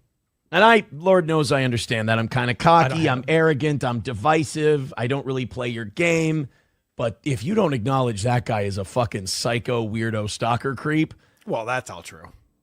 He brought up some good Moody, points there. why are you so obsessed with proving he's so obsessed? I left a script running on my computer. I wasn't here every 5 minutes checking on Aaron. It was... Could you imagine if that was manual work that you were doing? Right. I did 10 days off of work. Just That to be would clear, be- he would have done that if that's how it had to be done. Right. I don't think so. I would have delegated. There you go. Amazon. I think you got too much steel-toe derangement syndrome. Oh boy. Plus he strikes channels and he's insecure and he has no talent. I mean, all fair. Could you imagine tracking someone that badly? And plus, most of that was made up. Whoa. Right. So Aaron wants to have it Plus. both ways here. Plus. You can call me untalented. You can say that I'm a psycho obsessed guy, but don't Virgin. you fucking dare say I make up data points. That's a line I'm not allowing anyone to cross. That shit stops now. I don't make up data. Data is something I'm extremely serious about. It's sacred to me. Those data points were collected in an empirical manner. I will not have you spreading that shit about me, Aaron. This is like Chad getting mad that somebody keeps posting that video of him stealing the bottle of vodka in the convenience store. And aren't we worried about these cameras filming us everywhere we go? Like, well, I mean, I don't think I've been on that site since, God, it was before vacation last year. No. It might even. It was before, during, and after. During and after the vacation. I used to go on that website. I still do, but I used to too. Yeah, we get it. Be late 2024. So I don't know what he was tracking, but I don't think he got it. It was 2025. I mean, he admitted it in 2025. He talked about it all the time. He started his show off with it all the time back then. It right. Although he is a big enough stalker, he might actually know what I like, where I go and like where accounts I have go, whether it's me or not, better than I do. He's a very psychotic individual. So he knows it better than Aaron, but it's fake. Yep. And also, Moody doesn't know anything about me. He claims that he does, but he's such a stalker, he knows way too much about me. It's amazing. Give him a lot of room. I'm glad he's on an island. He should stay that way. Joey Caravello with $2 says, all right. Every continent is an island. Aaron is on an island. May 30th, 2025 is when it was. Okay. Oh, so it was after. Yeah, here it is. I guess you're right because we would have talked about it, but I really thought it was way earlier. God, I thought we did for some reason. It's crazy. Yeah, it's Moody's right, everybody. God damn it. But yeah, these are 5-minute blocks, and there's only one time that he showed up just during a show. And if you go back to the 30th of May, 2025, you'll see that his internet disconnected in the middle of his show. But it's unbelievable. Yeah, this is not made up. Why would I make this up? That's insane. Today it would probably line up with like shit breaks when he tells Johnny, you run the show while I shit. That evening, the evening of that show, he turned off that tracking thing. He made it anonymous. He turned off the he stopped you activity from being able to see. Yeah. So he can't do it anymore. But if he didn't know what I was tracking, then why did he turn it off? This is just a quick aside because Aaron's so bipolar, and these past couple weeks where he's missing goals and stressing out and it's freaking him out, he's doing this thing where like when he does get like $10, he got $10 from his golfing buddy, and he lost his mind. We were playing it on Devil vs. Live yesterday, and he's like, yes, and he thinks that like that $10 is just going to start a snowball effect, and it's just all the money's going to start coming in, and then no money comes in, and then he just gets way down in the dumps again. He's just like, oh fuck. So this is a perfect example of Aaron getting way too excited. And Brian Mike made the comment, you would think something life-changing just happened to him. Like he landed the dream job. He just got the offer letter, in the mail or something like that. The way he reacts to this. So you help your friends. Do you think that maybe he might have donated to the IDF at some point too? Oh, I guarantee you. By the way, thank you to Subi for a gifted membership. Yes, come on, man. Let's do this finally. Come on, keep those memberships coming. I just about knocked my monitor off the TV. As you can see, or knocked my monitor off the table. As you can see, these misses are fucking getting to me. Monitors are TVs. Right, yeah. That is what it is. He's 50 members from 600 and he gets that excited about one gifted membership? Let's do this finally. I know. Yeah. Check this out. He's so stressed. See, these misses are fucking getting to me big time. Thank you, Johnny, Subi, it's for gifting the happening. I told you. People are going to support us again. I swear. membership. Everybody gift a membership. Get a golden shower going. Let's have some fun with it. Let's accomplish something. All the links are in the chat. Streamlabs, PayPal, Venmo, Super Chats, Rumble Rants, shekels, me. By the way, Los Federales, you sent this Canadian story in. We So let's accomplish something. The accomplish something is give me money. Yep. This triggered a childhood memory for me. I remember being at a friend's house and there was a sports game on TV. I didn't know which one, but we were talking to their dad in the lounge and the game was behind us. And halfway through the conversation, he stopped paying attention to us and started yelling at the TV like, "Come on, guys, come on." And it was that vicious. Like it was. I do that to my wife all the time. Yes. I'm pretending to pay attention. And then, we get that clutch hit with the runner on second. All right. So you just heard Aaron bring up golden showers. I know you've covered this on NLO. I don't know that we've covered it really on this program, on this little piggy. But Aaron did this thing, or maybe he's still doing this thing, where if you give him these a few $5 tips in a row, or chats in a row, he'll pretend to drink piss and he plays this golden shower song. Blind Mike covered this so that's well. That's what I'm going to play. So good. That's what I want to play for you guys, because Blind Mike did an hour segment on Steel Toe this past Sunday on the Blind Mike Project. It's also its own video that's up on his YouTube channel. And it's so fucking funny because he brings back the Piggy monster.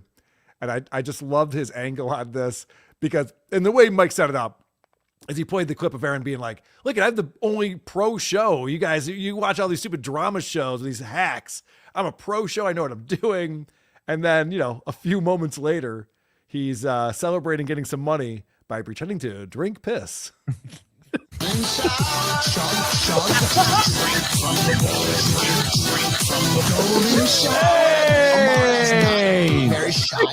He drinks pretend piss from a bowl. I didn't think there was apple juice in it.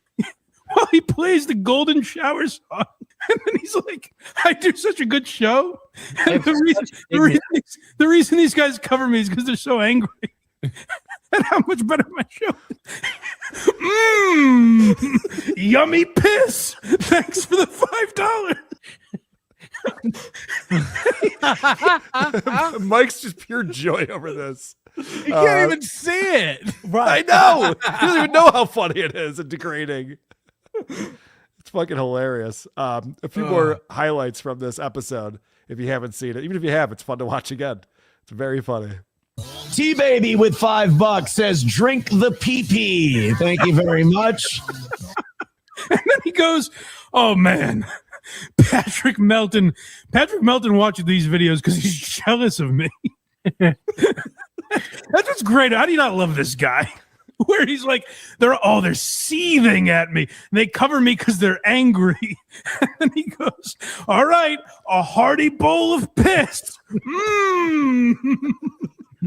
If you whatever his goal is for the day, let's say it's like $300, I think is his goal. His morning goal. I don't know what the night is. I don't know what either is. $300. If you said, "Hey Mike, remember college radio, Dirty Mike and the Boys, where you had the drink the PP segment?" And I'm like, "Oh fuck, I forgot that I forgot that people would send me money and I would pretend to drink piss out of a bowl. I totally forgot about that." If you, Craig, were like, "Hey, I have to buy this software and it takes me a little while, but if you give me $300, I can wipe that off the internet forever. No one will ever see it." I'd go, "Oh yeah, I'd pay you $300 to get rid of that." We've said this a few times on the show. It's the amount he begs and how embarrassing it is for like $5. I would pay $5 to not have that footage of me freaking out about $5. We played all the begging, well, not all the begging, some of the begging from Monday morning show on Dabbleverse Live yesterday, because Mike pulled some clips of that and cut it up. And it's so pathetic and so embarrassing. And he constantly says, oh, the people who hate me and think I'm the worst person in the world are going to use this against me. It's awful. You guys got to give me money because they're just going to use it to clown me and all this stuff. If that happened to me one time on a show, I would change everything. I would just make wholesale changes to how I run my show. This idiot does it every fucking day on his podcast. He can't figure out how to get out of his own personal hell. All right, this is Piggy Monster making an appearance. This is what really cracked me up. He keep being awesome. Real quick. I just see you drinking piss from. No, I know it's apple juice, but like, we had some pride when we were doing that shit, man. Like, I don't. Pride. Them before, remember? It was like, give us money. You owe us. Wasn't that what we would do? Like, they're paying for the show. They're not paying to watch you drink. I know it's apple juice. Again, it's not the point. I like prideful Peggy Monster. I don't like it works. He's changed his voice completely from what it was originally. No, I know, because now he's got the different. He's got the roadcaster. Yeah. Hey, Blind Mike, this is your roadcaster. Use me instead of coming up with your own voices. Use me, Blind Mike. An impression is just a button click away. That's shots me. fired. The golden shower means fives are coming in. I'm very excited. Could you have made the golden shower like $50 donations? Why is it 5? We really were bringing in the cash back. People mocked us. We had the donation plate, and your wife would get in a bikini, but that was for the boys. Remember, we'd see tits and ass. Now you're drinking piss. Now, again, I know it's apple juice. I get the. You're not actually drinking piss. I get it. Like, can you? I'm loving the picture. Like, he's going down to do his show. He's like, I gotta go back up and get the bowl. I forgot the bowl. Yes. I love the Peggy Monster is just exasperated. It's just like, I went away for a few weeks. What did you become, Aaron? God damn it. This is one more Peggy Monster clip, and then we'll move on. You used to have gusto. Remember? You used to be like, hey, come on, guys, I'm giving you a great show. It wasn't pathetic like this. What are we doing, man? Peggy Monster just can't bring himself to helping him anymore. He's seen too much. I know it's in those closets. Here and act like we're in trouble. So, can you imagine having kids that are about to go into high school? Right, and your dad's pretending this golden shower. Fucking is coming in for Careers Day. Ooh.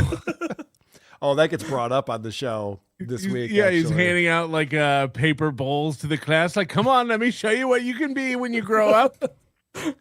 He's giving away Monopoly money. This could be real money if you did it in the real.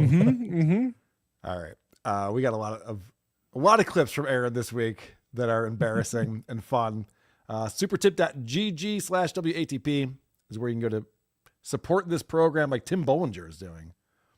Can't wait for next weekend. 4 days away from these damn kids of mine. Also, Hackamania should be fun. Right. Well, I mean, you sound like Aaron. An excuse to go to Vegas. Hackamania is a good excuse for it. Your Honor, don't let these PDFs make fun of me during their PDF event. I didn't say anything about their PDF ways to deserve this harassment. Right. Isn't that funny? He can accuse you of all sorts of heinous shit that actually is actionable. Disparaging to me. Yes, it's actually actionable, but laziest man on Mars. Catholics make more Catholics by fucking them into existence. That is true. That is how they multiply. Good point. Look at this. The return of Obnoxious John. He's back. Patrick, I'm starting my walk towards Las Vegas. I hope I'm not late. I should started walking last week. Can you please not have sick Rekieta? I'm so Nick and tired of hearing of that guy. Uh-oh, I think he outed himself. People are going to know he's sick. He's not supposed to do that. We got an image tip from Cash coming in. He likes to get dressed up to watch DLP for his weekly cucking. Yes, this is Aaron in his dress. It's given him stronger shoulders. The AI is giving him. Hey, it's not perfect. All right, Moody. That's funny. Well played on that. Let's see. We got some super chats that have come in. Aaron said Kash Patel was investigating the hack. Yes, of course he was. Before he hated Kash Patel. BS the third. Aaron was recently using and citing Kiwi Farms to dox his chatter/haters. He still goes on Kiwi Farms. Of course he does. Yeah. If Aaron gets your real name and you talk in Aaron's chat or have anything to say about him publicly, he will go after you. He's done this to everyone. Yep. And that threat ain't going away. I'm a Midwestern. I'm a person. I think this guy might be a real tool. I'm starting to think that myself. Michael Pellerito says, this is for Moody's attention to details. I don't care how autistic it is. His research is always damning. I agree. Right. I will see none of that money. For all of his faults, and there are plenty, Moody does have some great things. You didn't want to at least super tip that so that at least some money will come to me in the general direction of me? You know, speaking of people who are broken, Aaron's just like, anyone who chats him and just says, hey, Aaron, you kind of stink at this. He's like, I broke you. You're totally broken. How about these idiots? I see it from time to time who debate using super tip because they're like, that's money that just goes right into Moody's pocket. I'm like, I don't think you guys understand how business works at all. Like, that's probably not the case. It's not. The company is losing money all the time. Like, as any startup is. Too much. There might be some investors who need to get paid back long before Moody sees any of this money that's coming in. Very funny. All right, let's go here next. This is Aaron talking about going back to radio. You know, part of the problem with Aaron is that he doesn't really, we talk about the goal. He's kind of goalless. Like, what's he doing in his life? We were debating this on DVL yesterday. Like, is he just going to be in his 50s and just begging for the goal? Like, what are you doing? That was a really good point you brought up. Because, it's what is the end game? Because it used to be, I'll go back on the radio. Mm-hmm. It sometimes is for some reason, but then those plans are so wishy-washy. Right. So it does get brought up here with his buddy Oz, who is killing it. Oh, someone shamed, I might get to this clip.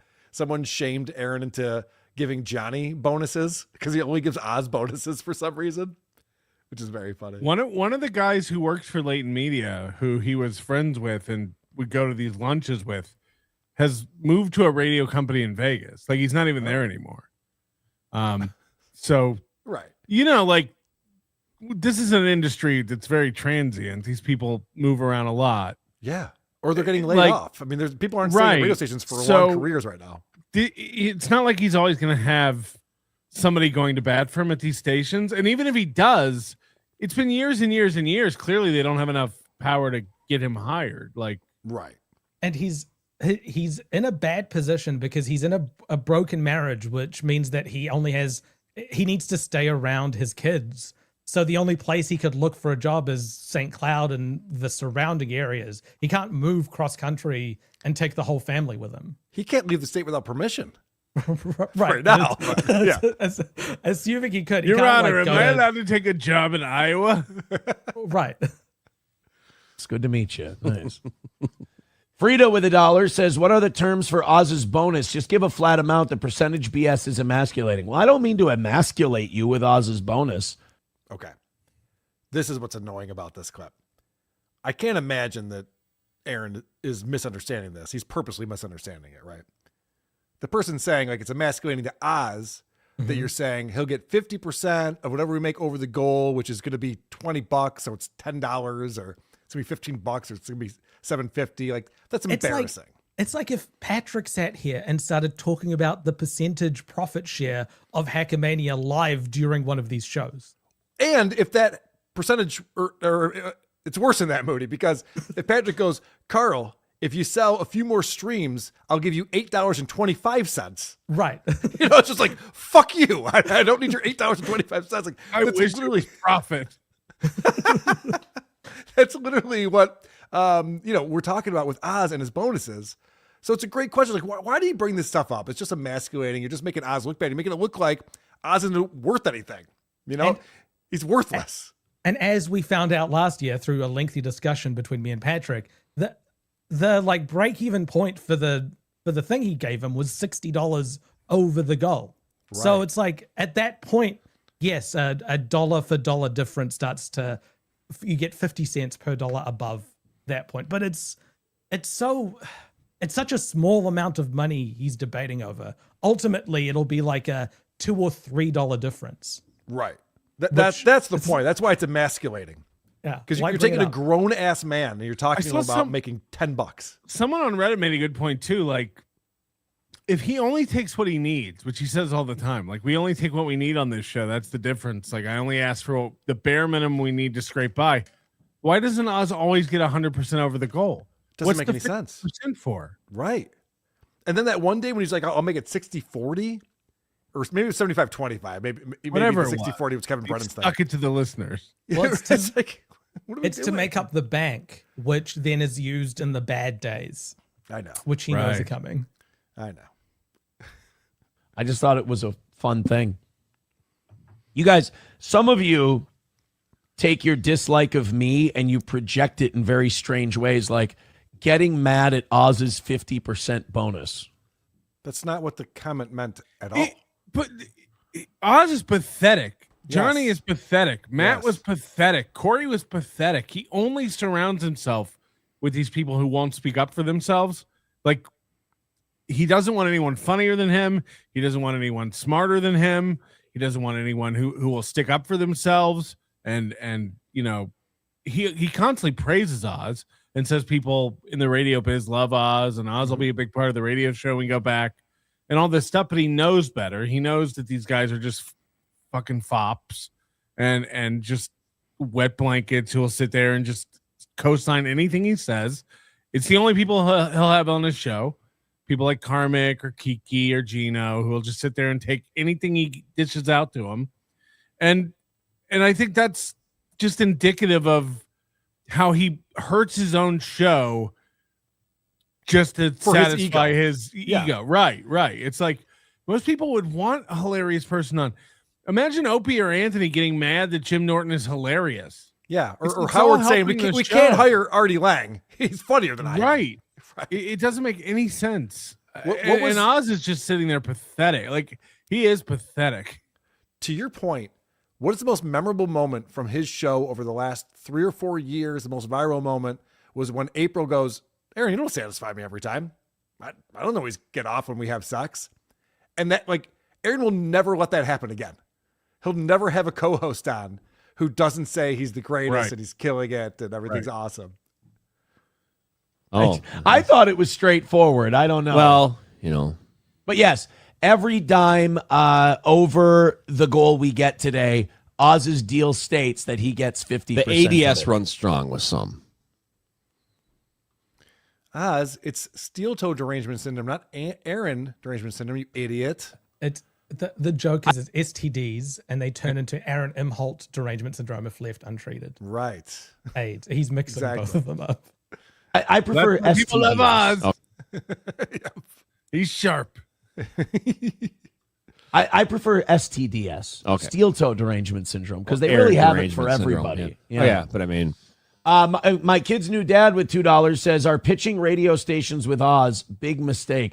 Actually, when I talk to the people I do talk to, they say that when they talk to other people, they're like, you've been off the air for 5 years and people still talk about you. They have an opinion when we bring you up. Mm-hmm. And they said to me without any prompting, they're like, and who's that co-host guy you have? People keep bringing up that co-host guy. And I go, Corey, Johnny. I never mention you because I assume they're not talking about you. I'm like, he's remarkably unremarkable. This whole fucking segment is insane. Yes. He's like, people loved you so much they can't remember your name. And also, when people bring up who's that great co-host, I never even bring you up because you're unremarkable.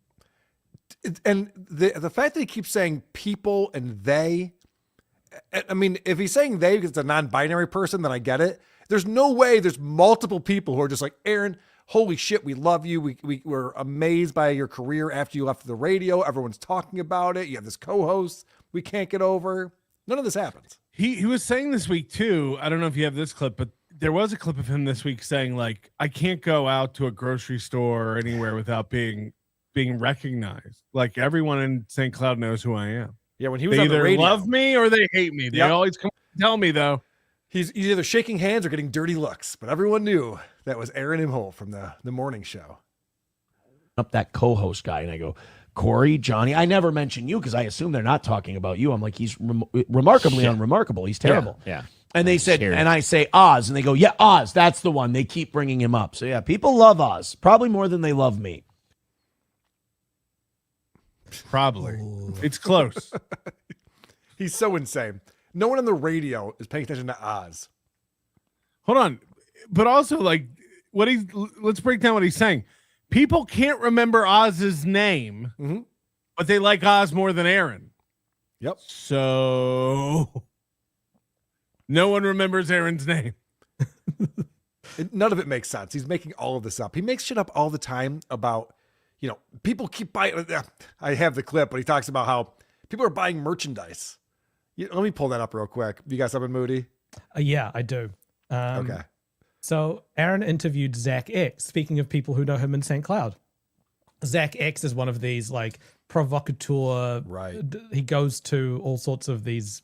He goes to protests, stirs up trouble. Aaron interviewed Zach X on Steel Toe and had very disparaging things to say about Zach. So Zach has focused his sights now on Aaron because Aaron came up and he chastised Zach X. Zach X didn't like that. And so Aaron Imholt still has my name in his mouth, I'm hearing. Apparently, he likes other guys' sloppy seconds too. What's with this weird text, man? Hey, Aaron hasn't stopped thinking about how superior I am all day and night. So he's posting screenshots from Hackamania on this is Zach awesome. X's account. I wonder if this has anything to do with the filing days later. Yeah. Like, maybe this is the one you need to worry about a little bit more. This guy, like, they're finding out more and more about Aaron now. What was it? Go look at his record. Just wait. He's got a documentary from X coming. So Zach X has got Aaron set in his sights. And I think we'll be talking about him a lot more. Send him the link. Let's get him on the show. Not interested in talking to Zach X at all, but this is a unhinged enemy to be having near your house. Oh boy. Another HRO in the works. Well, since you brought that up, Aaron talks about his sexual kink in this clip. You know that. This is insane. I'm smart. When we was having sex, when I used to come on her stomach. Oh no. Yeah, what is this reaction to coming on a girl's stomach after sex? This bald spot is getting bigger and bigger. This thing is. What is the head in your hands thing? It's like, you pulled out. What do you? There's not a grown man on earth who does this. Let me consult my autistic book of faces and have a look. Yes, please. That's shame and embarrassment, Carl. Got it. Okay, that actually makes a lot of sense. And then she would make a fantasy because the guy she was fucking was totally gay. So she would make up a fantasy that somebody licked it. And then he would get really turned on by that because he's a fucking homosexual. Wow, he's so uncomfortable. Anytime someone references ejaculating on your partner, on the woman, Aaron has to be reminded of the time he ate Nick's cum off of April and then try to turn that around. It's actually the other way around, guys. They made that up because Nick's the gay one. Just a reminder, there are texts from Aaron to Nick saying how Aaron is grooming April into wanting to talk more about how much she wants to fuck Nick because Aaron finds it sexy. That is a principal witness. He's the one that has said that about himself. Oh no. So this is one of those moments where if you're Piers Morgan, you're going, all right, we're doing this because he's a pro of like 40 years. So he's like, all right, I'm just going to let the show go in this direction. You know, when I came, I used to come on her stomach. You know, I used to fold my towel nicely by the bed because I would want to wipe it off of her stomach.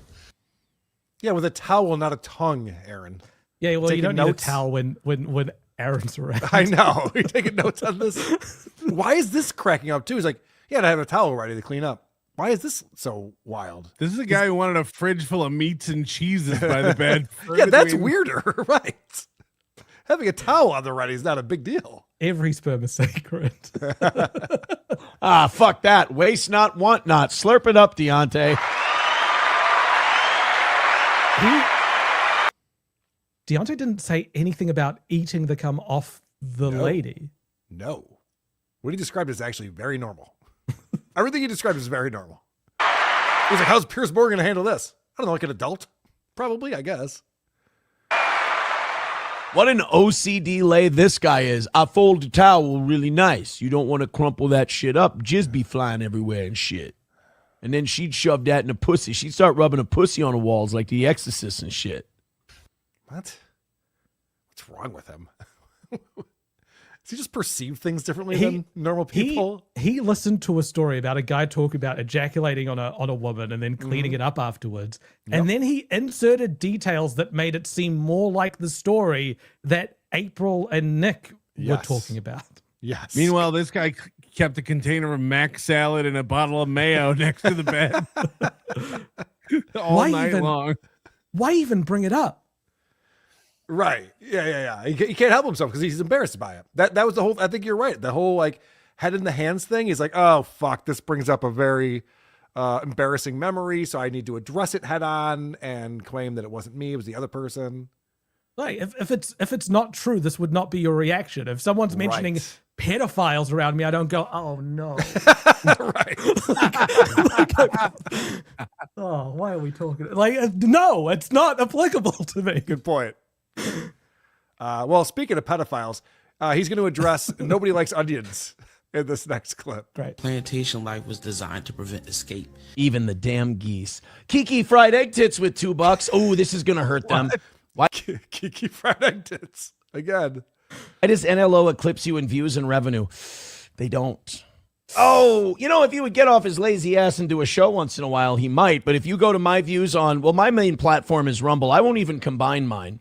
If you go look at those, mine are significantly higher. And then if you want to go look at my YouTube views for this year, significantly higher than his as well.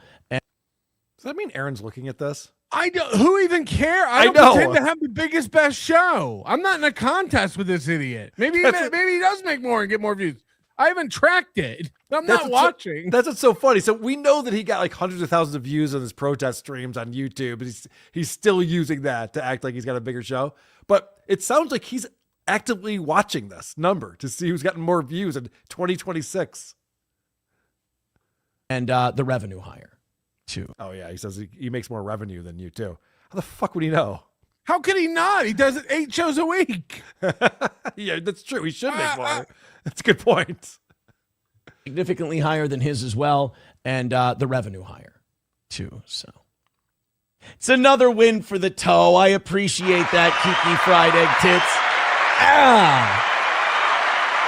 It's not my fault, dude. I'm not trying to be a dick. They set me up. It's like they're working for me.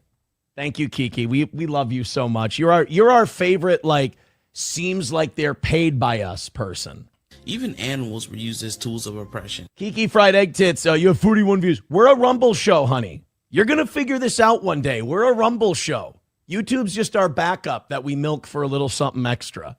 But you keep that cope arm strong.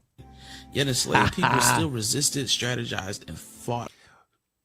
Why does he simul stream on YouTube and Rumble if it's a Rumble show? Most people who have a Rumble show is because they can't stream on YouTube because YouTube has an audience that is exponentially larger than Rumble. You want to be on YouTube first. But Rumble's his main platform, Carl. You can say anything you want on Rumble. There's no copyright on Rumble. But, well, I know none of that's true. But also, just the fact that he's simulcasting makes it so it's like, well, you're not a Rumble show. You're just a show. That's trying to get as many viewers as you can. You found this out firsthand that Rumble inflates its viewers by 3 to 5 times. Yes, for sure. This is more View Talk coming in for us. Sorry about all the coping super chats, guys. They're having a hard time that the toe's still going strong. 287 of you checking out tonight's show. Do you think they don't know Rumble is our primary platform, or do you think they're just disingenuous and dishonest and can't handle it? I think it's probably the second one, too. Another win for the toe. Ring it up. Another steel toe dub. Boiled brisket with $1.99. I have to ask the question now. So what did he say his views were? Like 300 something or 400 something or something like that? I don't even know. What does a win even mean anymore? Like that was a W right there? Like that was a dub? Like he's sounding more and more like Mersh. Like he has like 15 wins in the first 32 minutes of the show. Like how are we calculating these wins right now? It doesn't make sense. Would you ever move out of state for a radio job? I mean, we're still doing it here. I'm in a privileged position where I can keep having the conversations I'm having. I want to take back the market that I never stopped being number one in. That would be what I would want. It has to be the right situation, and we're getting there. Another ring it up steel toe dub. Thank you very much. Fuck. Sorry to swat you away so easily, Dabble Dean, but you guys don't provide much of a challenge. No offense, and they're clowning you in the chat a little bit. Sorry about that, but you're gonna figure out the Rumble thing someday. I feel like I know you're a dumb group. I know you've all got rap sheets really long, and a lot of you aren't allowed to see your kids. And don't worry, I understand your projection on that one, but you guys aren't the toughest to beat up. You're kind of tied to a tree and we're punching you in the face. It's rather unfair. Taste Fairy Ialto says, why are so many dabble fags from Australia? Probably the low average IQ quotient, most likely. Moody's like, yep, that's Australians, all right. Yeah, there's what was the famous, there was a saying, it's every time a New Zealander moves to Australia, they raise the average IQ of both countries. Oh, hey, guys, another win for the toe is great, but another win for the big man upstairs is even better. CBS Mornings. All right. This fucking guy and his goddamn Jesus talk. I don't need to bring up the graph about views. Like the view stuff has been debunked so often that you don't need to even address it. I know. I was looking at steeltoe.lol. This steeltoe.lol, Social Blade. Steeltoe.lol has been bad for Aaron lately. Mm-hmm. There was some of the evening shows getting like 30 or 40 viewers on YouTube. It's not good. Yeah, somebody posted that NLO 24/7 gets more live viewers than Aaron's evening show now. I saw that. We're a Rumble show, so it's okay. The Rumble numbers suck. The Rumble numbers Melton's on 24/7. You'd think he would have more views than me. Right. That's pathetic. I'm surprised he hasn't gone down that route yet. Supertip.gg/WATP support this program. We appreciate you, Scooter G985. Seriously, can Super Tip be used on platforms other than YouTube? Yeah, it has nothing to do with YouTube. Yep. It actually you works can use it everywhere. You can even use it off platforms. You can have a live show running in real life with Super Tip behind you. You can use it on a Zoom call with your grandma.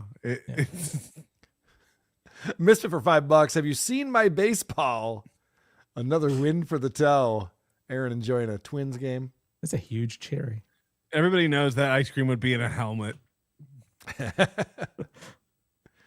And Koof with $5. Oh, there's Aaron drinking piss. That's not Aaron. That's not Aaron. Well, it says, thank you for not pissing yourself. It's supposed to be Aaron drinking piss. All right. There is an AI component when you use the image tip on here. You can go on there and put in your prompts. You won't get to see it and edit it, but it will just go up. If you want to use a different AI platform and use that to upload, you can do that as well. We appreciate the image search here on this. You Piggy. can upload a reference image. So if you want someone's face to show up in an image, then upload that as a reference. Trucker Smart coming in. Aaron is too afraid to say Oz gets 100% on top of the goal because he's afraid someone will drop Red Boys to spite him and Aaron loses out. That's actually a really good point. I never thought about that. That's why he has to get some percentage of it. Laziest man on Mars. Opie got angry when Jim Norton got hilarious all the time. Opie was the O&A HOA Karen. That is true. He started ignoring some of Jim's better characters. He wouldn't give him the time of day. If Oz was so great, you would just be like, you would pay Oz a good rate every day, a flat rate no matter what, and the show would go above and beyond the goal because Oz is so great. Mm-hmm. Yep. But the money that comes in has nothing to do with how good the show is. Except for when it does. Exactly. Colin Madden with 5. Oz makes me long for the days when we were regaled with the dynamic repartee of Matt Poster. Just my 2 cents, but Oz should probably go fuck his mother. It's a good point. Matt was more dynamic than Oz. Yeah. Matt at least like every once in a while said something embarrassing or interesting. Oz is a dud. Oz is a fucking dud. Well, to he did act like say the he- radio people can't stop talking about Oz. Oz did say that he would protect his friend if his friend was a pedophile. Aaron brought that up this week and he goes, yeah, people are confused that you would say that. And he rephrased the question and asked it again. And I was like, I would definitely turn him in. He's like, okay, because you were wishy-washy before. I was like, no, he said the opposite. You called him out. And then he changed his mind. Jen Ocean Wolf, TWO, Tukey Taliban. White Stino stands on business. Oh my show. Tough Stino is so good. We need to introduce Tough Stino to Aaron. Maybe after Hackamania, we'll have him on this little piggy and walk him through Aaron, the story of Aaron Imhol. Guys, I have a pretty funny clip here. So we've seen this before, but Aaron's always looking for new ways to make revenue, make money on the show, and sometimes he struggles with just begging. That includes for money. him. He wants to make money without changing anything of Right. substance. Oh yeah, of course. How can I keep doing what I'm doing and getting more money for it? People give him suggestions, and he's just like, I think I know what I'm doing over here. It's like, you don't. You just missed the goal by $105. What are you talking about? But this is a funny one. No, I'm holding the mic. By the way, somebody wants to give something away on the show. Somebody wants to give something away. And Aaron's like, I could sell it. He's like, I gave my wife away on the show. Taylor says, I have a $100 gift card to Madden's Resort that you can give away and put towards the goal. I mean, if the next person to gift 10 memberships is getting a $100 Madden's Resort gift card. Taylor wants to offer it, so I'll offer it. We'll see if... Where is this? Like this Madden's is his problem. Resort? All of his sponsors Right. are like 5 miles from his house. No one wants to go there. I know. This is going back to the Stoney's gift cards days, though, where he's like, oh, you'll give me something for free and then I can just resell it for money.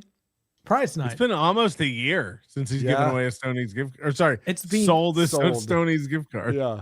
It's been 2 years since the last prize night. Wow. Last prize night was March of of 2 years ago. We'll see if anybody bites. The next person to gift 10 memberships on Rumble or throw 50 on Streamlabs, PayPal, or Venmo gets a $100 gift card to Madden's. We'll see if that does anything. Thank you, Taylor. That's very nice of you. But that's going to make people are going to make fun of me for that. Okay, here we go. Yes. Look, I love when he second guesses himself. We are in his head all the time. And he likes to act like, guys, when I'm done with the show, I don't have a care in the world. I'm touching grass. I'm playing with my kids. He's thinking about us all the time. I don't want to give these guys any fodder. I don't want to give them more ammo to hurt me. Yeah. No one said anything. He just thought it up on his own. Judge, I want them to not mention the gift card. Emails, images, gift cards, etc. I want the word dollar and any other currency banned if they are discussing me. Look, I just want to fucking win so I can feel like I'm doing a show. God damn it. He says things out loud. This is when I was a kid. I got one of those like like the Mr. Microphone things that like broadcast to a frequency where you tune it in on the radio and then you can pretend like you're talking through the radio. And I figured out how to like boost the signal on that. Like I opened it up and took it apart and figured out how to like make it stronger to like go further. And my friends like on streets over could like hear me, and I would do this radio show. I would play music and talk, and friends could hear it, you know, a few streets away. You're pretending to have a radio show. Yeah, that's what this reminds me of. Like, make me feel like I have a real show. And in a way, it was a real show. People could tune into it. It was horribly illegal, probably, from the FCC standpoint. Like, but that's what this reminds me of. It's like, I'm just down in my basement playing radio, and please help me feel like this is a real show. Give me a donation. Somebody call in. Make this feel real. Like, pump up the volume. Light, you know what I mean? we all did this, didn't we? Because I also recorded like radio shows. I could set tapes, to tape, pretend and to give have them out sponsors. to friends. I used to make up songs like the theater kid, like just total gay stuff. But I used to like make up songs on my Casio keyboard and like bring them on the bus, and the bus driver would play them, like just about people on the bus and friends, and like that's what he's doing. It's like this is something a child does, but I never once said out loud, make me feel like this is a real radio show. Imagine thinking that and then saying it out loud, like not having a filter to stop yourself from saying that. He's got it costs about $20,000 to set up a low power FM transmitter and create a non-profit. I think if I was him and I was desperate to do radio, I would start a non-profit, pay myself from that non-profit, erect an aerial that for $20,000, set up a radio tower, have this studio in the basement, and like mentor some kids to learn about radio in the house while also having your own radio show. Kids, Moody, this is a guy who can't buy monitors that are higher than 1080p resolution. He doesn't upgrade anything. He doesn't invest in his show at all. But I'm saying there's ways to bootstrap that dream that he has. Sure. Instead, he wants to sit in his basement, change nothing.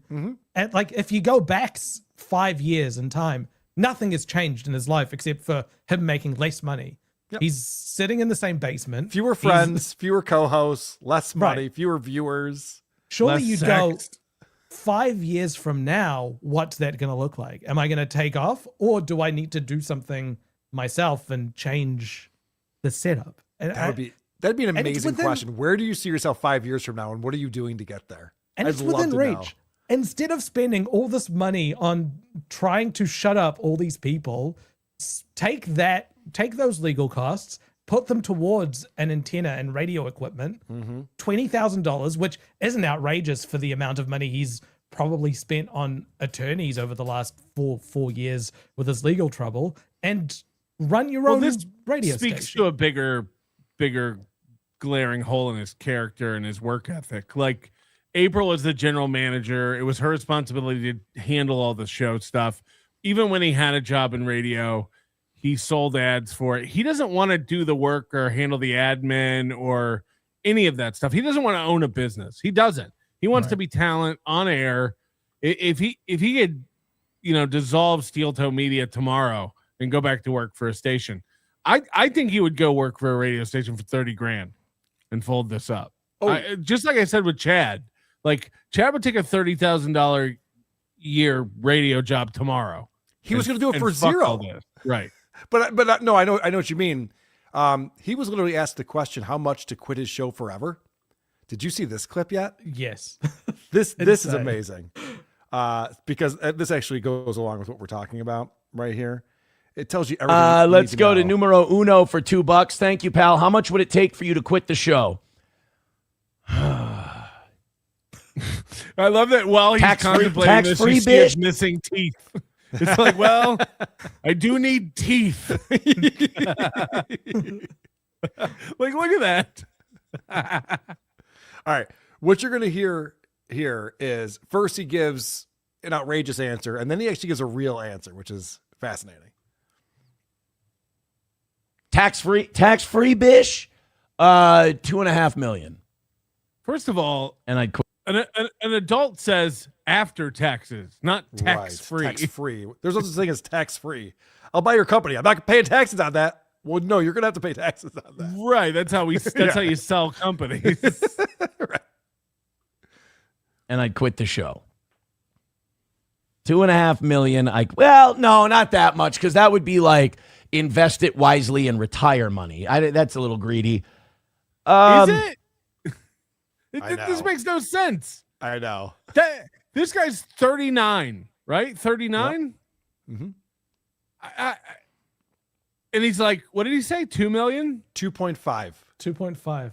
Like, and then he's like, that's too much. It's not. It's not too much. It's not. Yeah. But listen to where he gets to, though. This is hilarious. $500,000, and then I could go get something else started. I would take $500,000.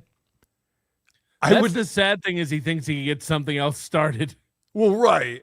It's like Opie. It's like, yeah, I can go back to radio anytime I want. Do it. But that's a real answer right there. He would stop doing a show for $500,000. That's crazy. He doesn't enjoy doing the show. He's like, you can buy me out of this career that I'm and it's not Even worth though he very says, much. I love doing my show. This is the best thing ever. The Mooney, value how of much a company? how much money would it take you to stop programming and never write another line of code ever? No, I'm gonna do that for fun. I enjoy doing it. Like, what are you talking about? It's so wild. I've heard Chad Zumach say that before, where he's like, dude, if I had Anthony Cumia's money, I'd be on a beach. You'd never see me again. It's like, well, that's sad. Why are you doing something you hate so much? Do something else then if you hate it. What are you doing? I mean, it's fine, I guess. Like everything, you have to do a job. Mm-hmm. Like, so if you believe you're good at it, maybe you don't fully enjoy it, but oh well, it pays the bills. You have a good life. I don't even chastise somebody for saying that. Sure. But this guy pretends like he loves his show. Mm-hmm. He says it all the time. Yep. But it's the one thing he would get rid of first if he got some money. Mm-hmm. And he wants to get something else going for a career. Rather than investing that money in the same thing and making it, it's nuts. If someone were like, Aaron, we're going to buy you out. We hate you so much. We're not going to, we don't want your show on anymore. It's triggering to us. We get mad all the time and we want to be healthy. But as long as you're on the air, you're too good at this. You trigger too many people. So even that is such an insight. Yeah, go ahead. Yeah, you're picking up on even it. in his own fantasy world, the only reason someone would be interested in buying his show is to shut it down out of spite. Yes, not because it's a valuable company that they want to acquire. Could you imagine someone's like, Carl, would you sell your company? Only if the people who are buying it want it to never exist ever again. Like, what? And don't forget, like 6 months ago, this guy was telling people they could buy 25% of steel toe for $2,500.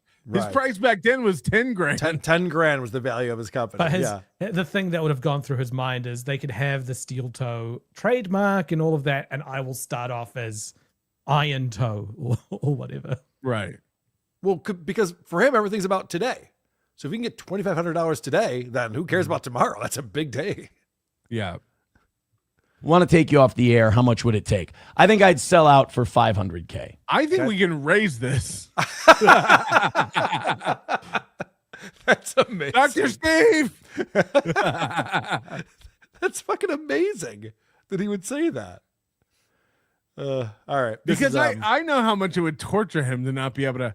He's so consumed with ego and appearance and all this stuff. He can say he would go away forever. He needs to be this in his mind, this celebrity. Like it's everything. It's all he has.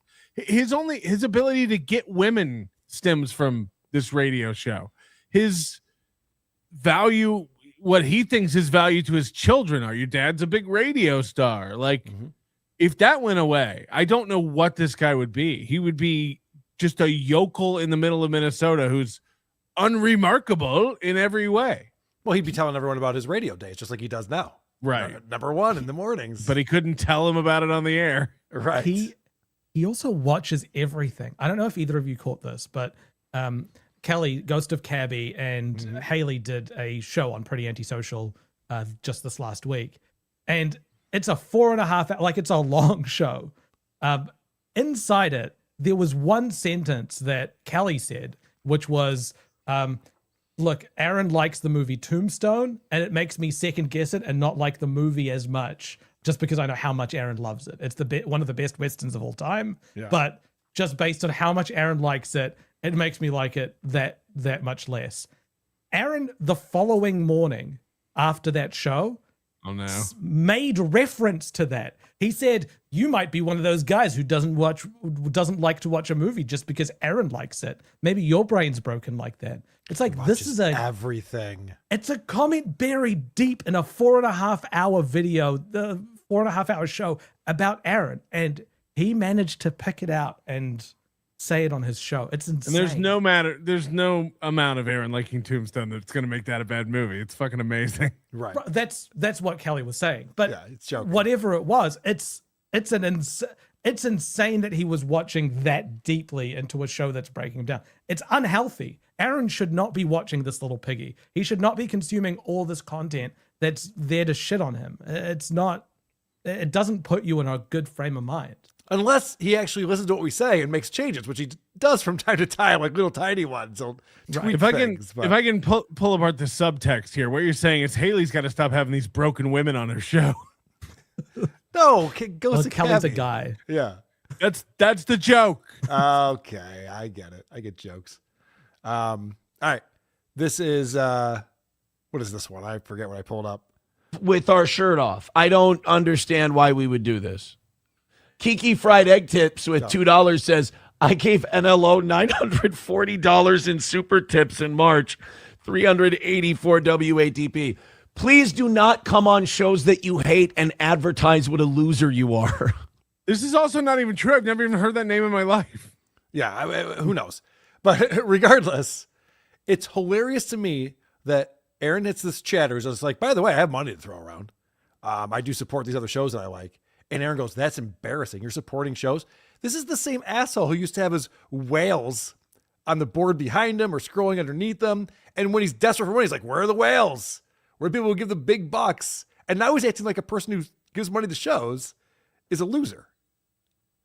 That's not a good look. He should be like, good. Yeah, people, if you love a show, you should support it. That's great. That's what he should be saying here. That fake laugh was insane as well. Yeah. He tried keeping it going for way too long. $80 in super tips in March, 384 WATP. Please do not come on shows that you hate and advertise what a loser you are. Oof. That's another L for old Kiki Fried Egg Tits. Also, chatting isn't coming on a show and saying something. You could totally just ignore it if you want. It's fine. But, normal people would not be proud of it. But then again, you already said you're an NLO and WATP fan. So Hope waved bye-bye to you a long time ago. Hey, what's your rap sheet look like? I'm just guessing because everyone who watches that show, when they dig into it, it turns out they're either a meth whore or they've got a rap sheet as long as your arm. Somebody, too, with $1. This guy spent time in jail. What is this obsession with other people's rap shit? Like, but why? Who even cares? I mean, NLO and WTP both have large enough fan bases. There's going to be people who have They're all felonies criminals. And, yeah, I mean, obviously, but it's certainly not the majority of them. And meth whores. We didn't marry one, right? I get away with all my crimes. That's what we're supposed to do. I don't have a See, rap this is the sheet. difference between a mentally ill person like Kiki Fried Egg Tits and someone who enjoys the toe. A person who enjoys one of them exists. The toe sends in $1 and goes, gas literally went up 37 cents yesterday. That's huge. Kiki Fried Egg Tits doesn't worry about it. Those people don't go outside. And Mr. Stellar. Okay. I'm not even going to engage. I do love it when Aaron's got everything figured out. He's always a know-it-all, and he can just make these sweeping observations about giant groups of people. Yeah, that's how that works, of course.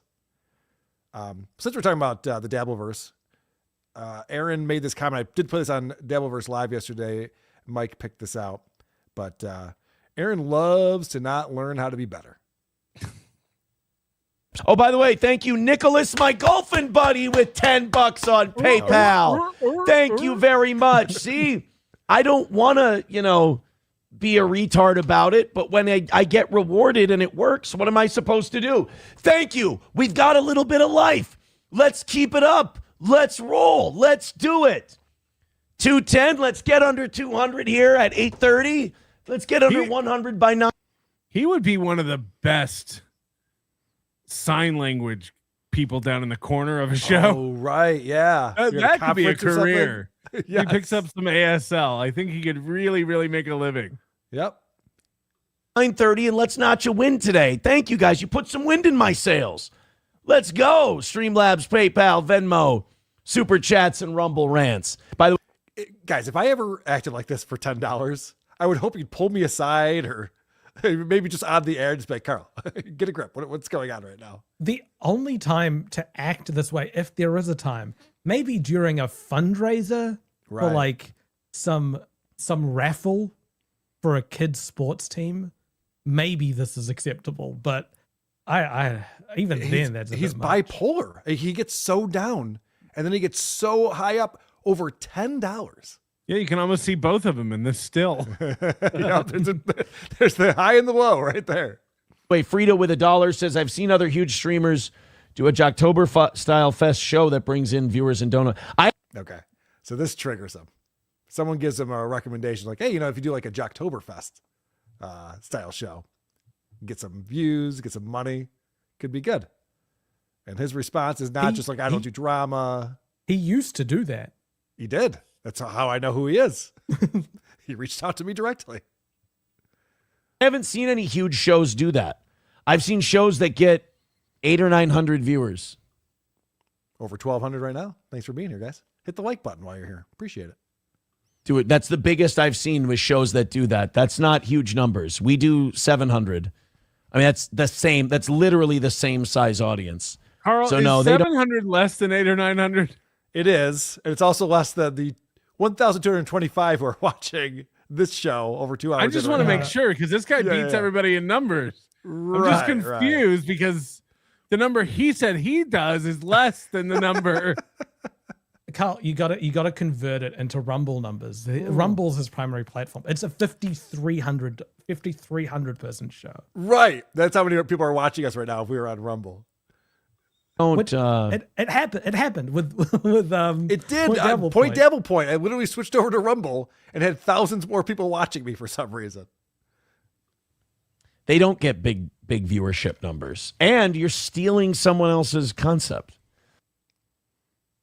Is Aaron doing an original show? I'm sorry, I'm confused.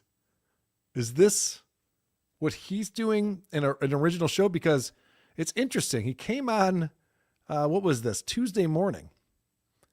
And I do love, though, the fact that he's just like, hey, you could do something different. You might make some money. He's just like, no, I'm not going to do that. And by the way, my hands are clear on that. I made fun of podcasts on my first episode in 2005. So Jocktober wasn't around then. So I can, again, not that I came up with this, but right, I was ahead of all this. I'm one of the first. I'm copying Melton. That's what this WATP radio was. war thing has gone on forever. Yeah. These guys are idiots. I know, no shit. But yeah, this is Tuesday morning. He just said, well, then I'd be copying other show formats if I did that. And he says this issue about tariffs. Let's see Howard Litnick and his staff and how they handle this issue.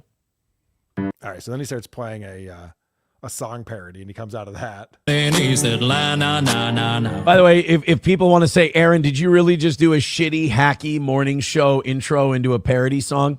I want to be a morning zoo, dude. No. All right, well, don't copy Jocktober, an actual good bit from a morning show. Just do a morning zoo, a thing that's hack and everyone's over. That makes sense. I noticed on a clip last week, one of his begging clips, that his pits were wet, and now he's got these undershirts going on with these golf shirts. I wonder if he's trying to curb the sweating. Makes sense, yeah. This is a stressful show for him. Money for the morning zoo. That's what we're going to call it. Money for the morning zoo. Throw your money in for the morning zoo. If you don't like drama, reward this shit. If you hate the Ethan Ralph call, let that be a reason as to why you should donate to the toe. Did you catch that? He just caught himself going, yeah, if you don't like drama, I don't do drama. I mean, I did ask Ethan Ralph to call in yesterday onto the show, and we talked all about all this drama that's going on in his life. But so give me money so I don't do that anymore. He did it again yesterday, but whatever. It doesn't matter. Your money guides where this show goes. Imagine doing that. Like, imagine doing that. Like, as if the internet is one cohesive being with one opinion. But it's also not true. He also, all the time, people are like, I'd give you money if you were making fun of other shows or talking about the drama. Nope, I don't do that. Oh, okay, well, never mind. Here's how lazy this idiot is. The 9-volt battery in that white power hour light ran out, and he's just like, done with that. Or maybe like we missed by like $105 yesterday. So I don't quite frankly give a shit where the show will go where I want it to. If I'm going to miss by triple digits, I'm going to do it my way. So wait, which is it? He just Got said him. two different things. Got him. It's almost like he refuses to learn and he's taking a victory lap over that or something. Oh, that's where the rewards come from. Anyway, back to Howard Lutnick's meeting. In Alabama, take jobs back from Havana. All right, so then he goes back into this shitty. The fact that he's even like a novel concept. Like, you know what? If you guys aren't going to give, I'm going to do what I want to do on my show. Yeah. Yeah, that's what we all, it's just the default for. Right. It's just what we do anyway. I don't have a Rumble Fridays where I tell you to program my show for me. I said it before. It's like, it's why your audience is confused and why there's such contention and conflict when they come at you with what they want. You have 19 different audiences because nobody knows what the show is going to be today. It's like, just do what you want to do every day. And then the audience that wants to see that will stick around and build. But one day he's this, one day he's that, one day he doesn't do drama, one day he does do drama. Like, you'll never build anything like that. And I can't tell you the roller coaster that's been just since I started paying attention 2.5 years ago, whatever it was, where how many times did he reset and say, now the show's going to be what I want it to be? Right. It was terrible before, but now it's going to be great. And then in the past month, every week he's gone, we're going to change something. We've got to, nothing ever changes. I guess we'll do Erica. Right. He tried to do a different song to raise last money. Week, don't forget, he said the begging segment is over. The rally segment is over. We're done with that. I'm sick He of said it. that in the morning and then the afternoon. And then did it that night. He did it already. He's also he's saying goal again. Yeah. So he's gone back on that. Like, everything changes. It's all cycles. Mike G 1984 with $100. That's it. We hit the goal. No begging segment Somebody's today. doing well on this little piggy. Thank you, Mike G 1984. We appreciate you, buddy. Thanks for being here to support the program. Colin Madden's been here all afternoon with us as well. Stay out of my resort, gay boy. Fair enough. You're sharing something, Moody. You got something for us? Yeah. So a lot of times we talk about how Johnny is in power saving mode. Johnny's dead. He's showing no signs of life. Yeah. Like, that's the running gag, right? Well, 3 days ago, Johnny showed a sign of life. He made a joke during a Steel Toe morning show. What? You sure it was Johnny? At Aaron's expense, and it threw Aaron off. Nice. Completely. Check this out. So that when they hit their head on the wall, it doesn't take It as hurts. hard of a hit. Right. You know? Like, I had to crack mine like a fucking block of granite to figure it out. Part of your hair with it. So Johnny just made a very quick, very easy jab at Aaron. You hit your head against a wall and it took part of your hair with it. Aaron starts to laugh and then watch this correction that he issues Johnny.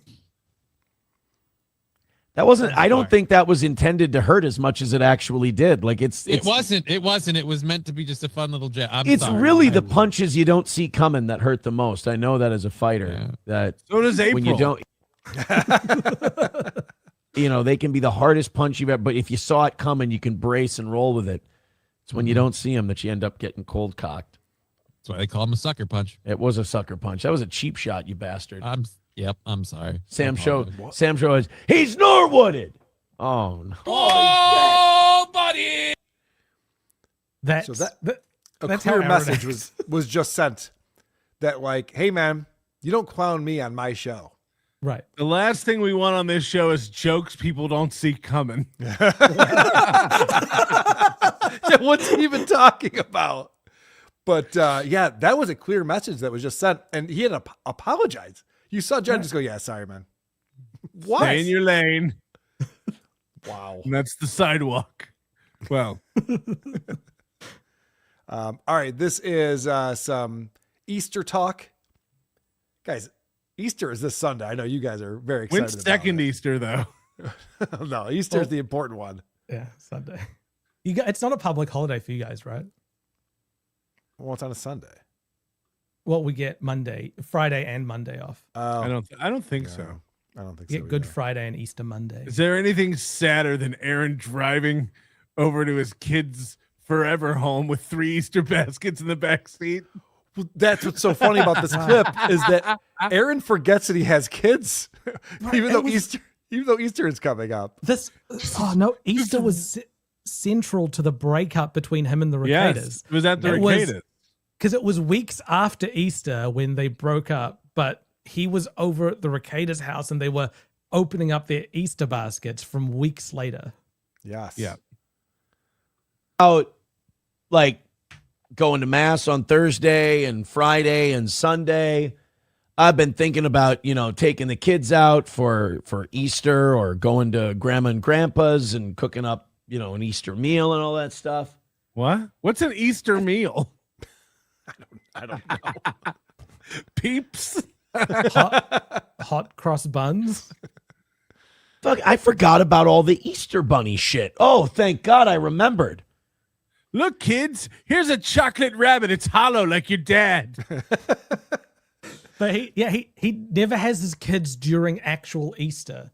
Ashley gets the kids during actual Easter. But listen to that though, where he's like, "Oh, I forgot that I should celebrate Easter with my kids." He's thinking about mass and he's thinking about like bringing the kids to church and all of his stupid church shit. And he's just like, "Oh yeah, the Easter bunny. Oh, Easter baskets, eggs. Oh right." Whoops. Way to ensure your kids will advocate against spending Easter at your house forever. Oh yeah, for sure. Oh, it's a 3-hour mass on Easter, is it, Dad? Oh, neat. Great. It's a different Easter for me, being back with the church and all that stuff. Fuck you guys, I'm talking about the church. I don't give a shit. If we were $20 away from the goal, it'd be different. I'll do the show. Does Jesus know about this? Look, I would denounce him. He's worse than Peter. That's hilarious. Maybe if my disciples would have hit the goal, they wouldn't have turned me in. If I thought it was possible to hit the goal, I'd be like, Jesus, who? Unreal. Guys, if we don't raise more money, I'm going to do a disciples tier list. Judas all goes that in stuff. F tier. I love that when he doesn't make money, he tells us to fuck off. He literally says to his audience, fuck you. With the church and all that stuff. Fuck you guys, I'm talking about the church. I don't give a shit. If we were $20 away from the goal, it'd be different. I'll do the show I want to do. Thanks. But like, I haven't even thought about like the bunny and the hippity hoppy and the candy and all of that stuff. I've only been thinking about like the spiritual part of it, which is, I mean, technically that's good, right? Isn't that what you're supposed to do? You're supposed to think about. You're supposed to be a dad. You're supposed to think about your children, technically, but, or you can just be into your thing, I guess. You know what it's really about? But shit, I forgot about all of the candy stuff. Papa Shop says, you fucking. I mean, what is this content? What are we even talking about? Guys, I haven't gotten Easter shopping yet. Yeah, neither have I. Do you think he does the same thing about gifts to his kids during Christmas? Oh yeah, guys, it's about Jesus. About Jesus. Yeah, what are we doing here? Stuff. Papa Shop says, you fucking suck, right? Yep, so great. Oh, you know what? Thank you, Papa Shop, because that makes it so much easier for me to not go back to the chat when there's no Rumble rants or Super Chats or PayPals or Venmos. Because it's great to see someone who watches your show every day and does enjoy it, but is so fucking damaged that they can't admit it. Just go, you fucking suck, right? No. Wow. Well, one eye was completely closed on that. Yeah. Holy shit, that was the full Kiki that he was doing right there. The same energy. It's the same energy as when your teacher has had enough with a rowdy class and it's like, we can just sit here. I don't need to teach. But your teacher doesn't have an X button to leave the class. Like you could close the browser on Aaron and get out of there. This is one chatter who's there all the time and is a super fan. One chatter is just like, hey, the Jesus Easter talk stuff is kind of boring. And Aaron is so insecure. This is insecurity coming through. We're just like, oh, okay, so you don't like the show that I'm doing right now. It's like, yeah, ignore it, Aaron. Just do the fucking show. You Right don't have to respond to every yesterday, chat. tomorrow. Yeah, I don't like the show. You don't have to respond to every chat that comes in. In fact, it's not good for the show. To be honest. After a, no pun intended, a critical mass of people show up in your chat, you're going to get some chatters who spend the entire show talking about how stupid and boring and terrible your show is. And now he's doing the Chad Karmic. Like, you know what? I'm not even going to go into the chat if this is how you guys are gonna... I know. Is that the punishment? You're not going to read the chat? Who gives a shit? You guys really blew it. Is the chat supposed to be read by the host the whole show? I don't think so. He used to say, I don't read the chat because I do a real show. He used to say that. Of course. Like, guys, the chat isn't the show. Like, I don't have time to read the chat. I'm doing a show. Hold on. Rumpio says this show is stupid, boring, and terrible. Fuck you, Rumpio. What do you know about anything? Yeah. I'd like to see your show. Oh, great. No, tonight's show's fucking rock. Chat, Carl. No more chat. Yeah, you know what? I'm going to stop reading this. Wait, hold on a second. This one says Moody is stupid and boring. All right. I'm back. I'm back with the chats now, Douglas. It's a good point. Some of them make sense. Yeah. Smile more, Carl. Fuck you, Moody. You're wrong. I'm right. Thank you, Hulkabasha Baby, for $1. Says European land pirates. Somalis ditched the boats for trucks. No. Wrong. I don't think so. Hey, guess what, Papa? I'll see you tomorrow. No, I'm just kidding. I'm not going to let him go. He almost got blocked for that. Wow. I'm not going to let him go.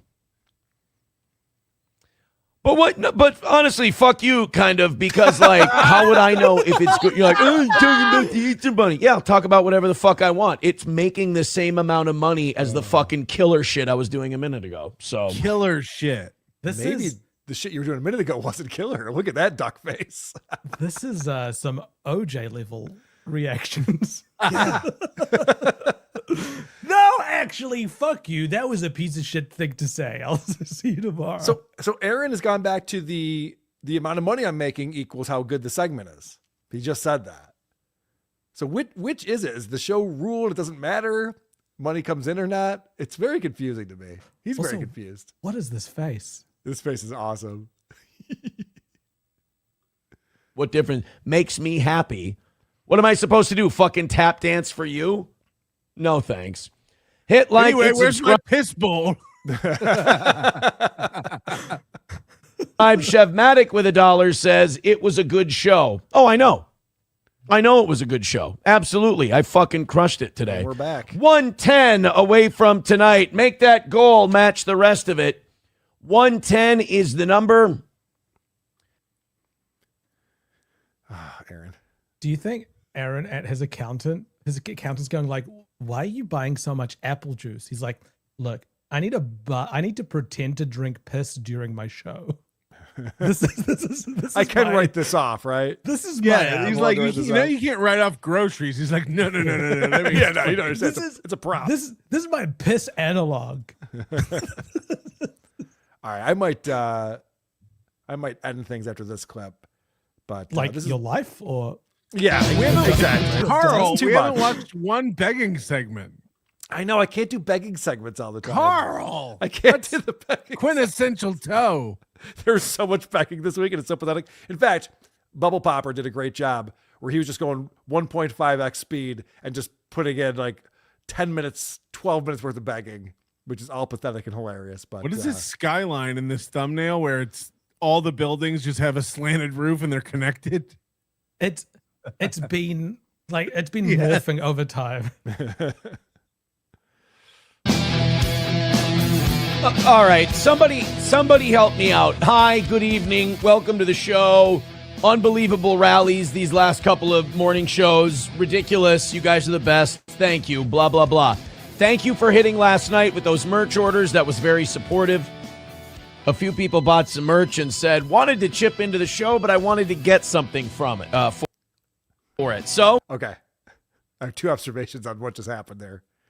So he said, there were a number of people who bought merch, and they all said that they wanted to give him money, but they wanted to get something for it in return. First off, that's one person. You don't have multiple orders that all have the same comment attached to the order. So we know it's one person. He does that all the time. Yeah, people they see me in the grocery store. They all say, but it's like, no, it was one time. But you shouldn't plant that seed. The thing where it's just like, people want to give me money, but they want to get something in return. Yeah. Like, there is nothing you get in return for Also, giving money towards the goal. Moody's pointed out he doesn't make money on merch. Well, right, yeah, that's a good point. It's There's very little money. The markup is zero in some cases. It's a terrible thing to be putting people towards, because if you buy a $20 beanie, Aaron's only getting $5 of that. Right. But a listener of the show will see that as having given $20. You'd want that person to instead spend that $20 on super chats or Rumble rants or something. as you know, as soon as we get our merch payouts, we adjust our numbers. And since the merch store has been going well, there's going to be a couple days this month where you're going to see a drastic reduction in that day's goal. We're going to pick them out and do them at random. I think we'll do it like on a week we start falling behind by a lot or something. We'll kind of throw it in. We'll entire goal. Why spread it? This is all just obfuscation. Like, yes. Why spread it across? There'll be a few days. No concrete number. Mm-hmm. There'll be a few days where there's a reduction, drastic reduction, $30 or so.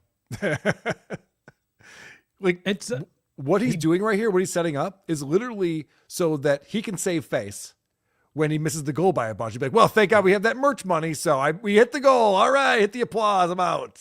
I don't want to waste the good surprise on you. Like, that's what's happening right now. He knows that these guys might knock out today's goal, so they don't need the merch money. Let's wait till later so that I can use it to claim a win. Nobody's ever called him Big Daddy.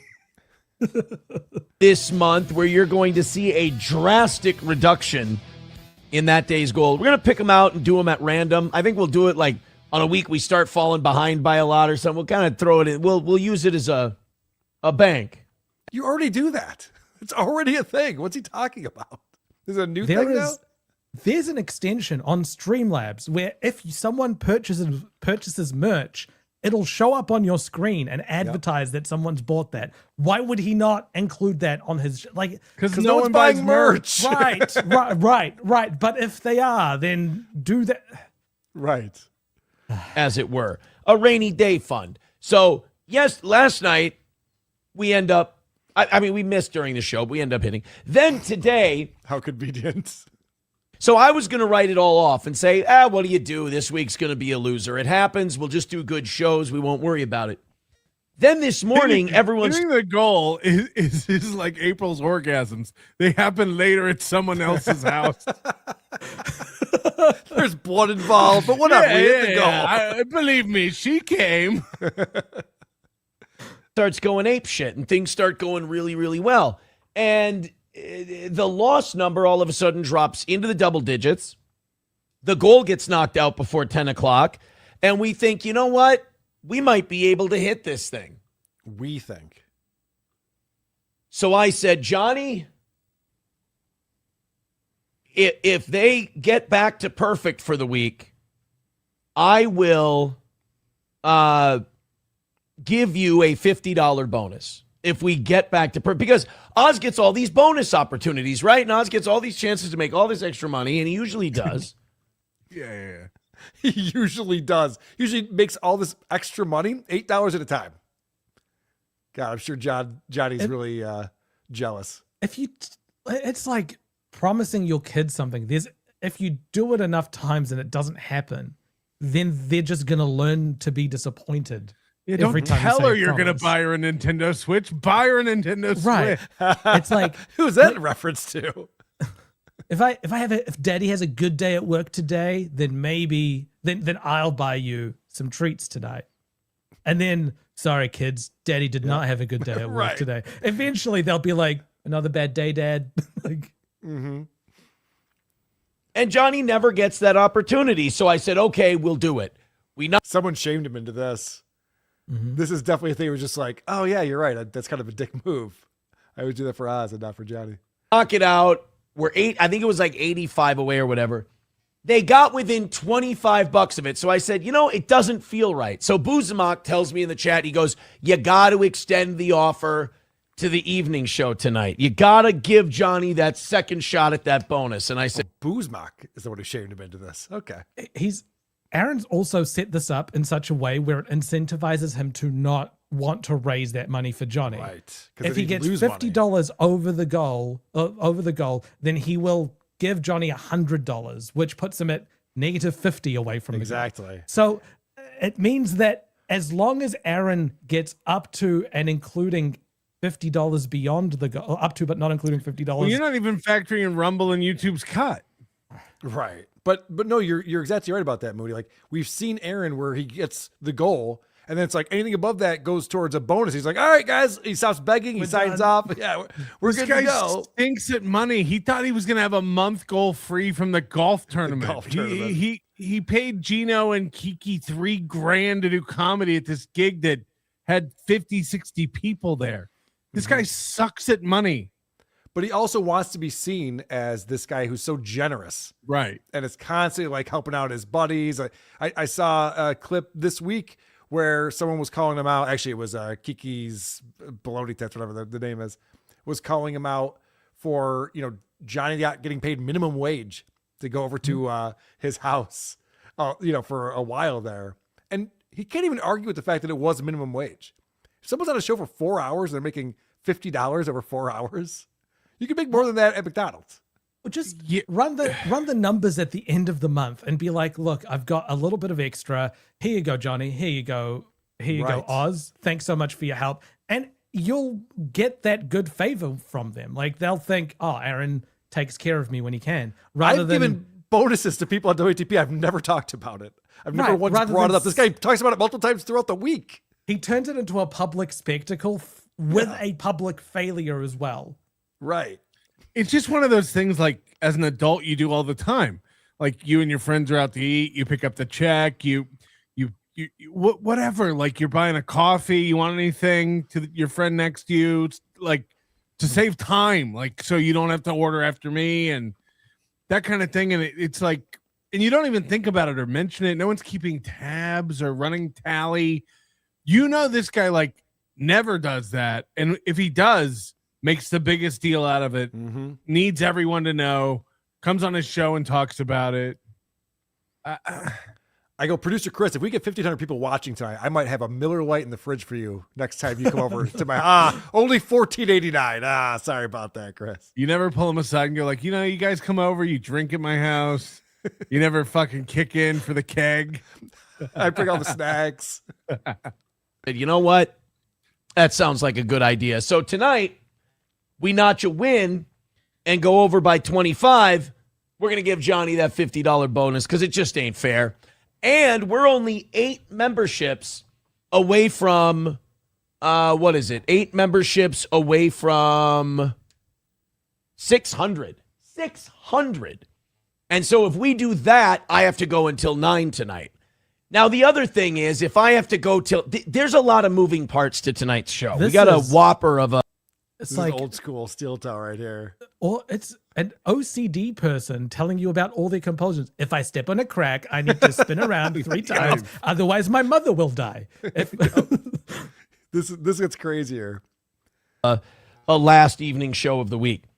If we end up going till 9, would it be irresponsible of me as a host to just shut it off and not watch Donald Trump's address to the nation on Iran tonight? I feel like Now, there's a possibility none of this happens. There's a chance we completely lay an egg. It completely goes to shit tonight, and I don't have to worry about any of this. That's a possibility. However, I have to prepare for all the contingencies. So if Johnny gets his bonus, if we get up over 600 memberships tonight, can I really do overtime and stop when Trump has his address to the nation tonight? What do you think he's going to say on Iran?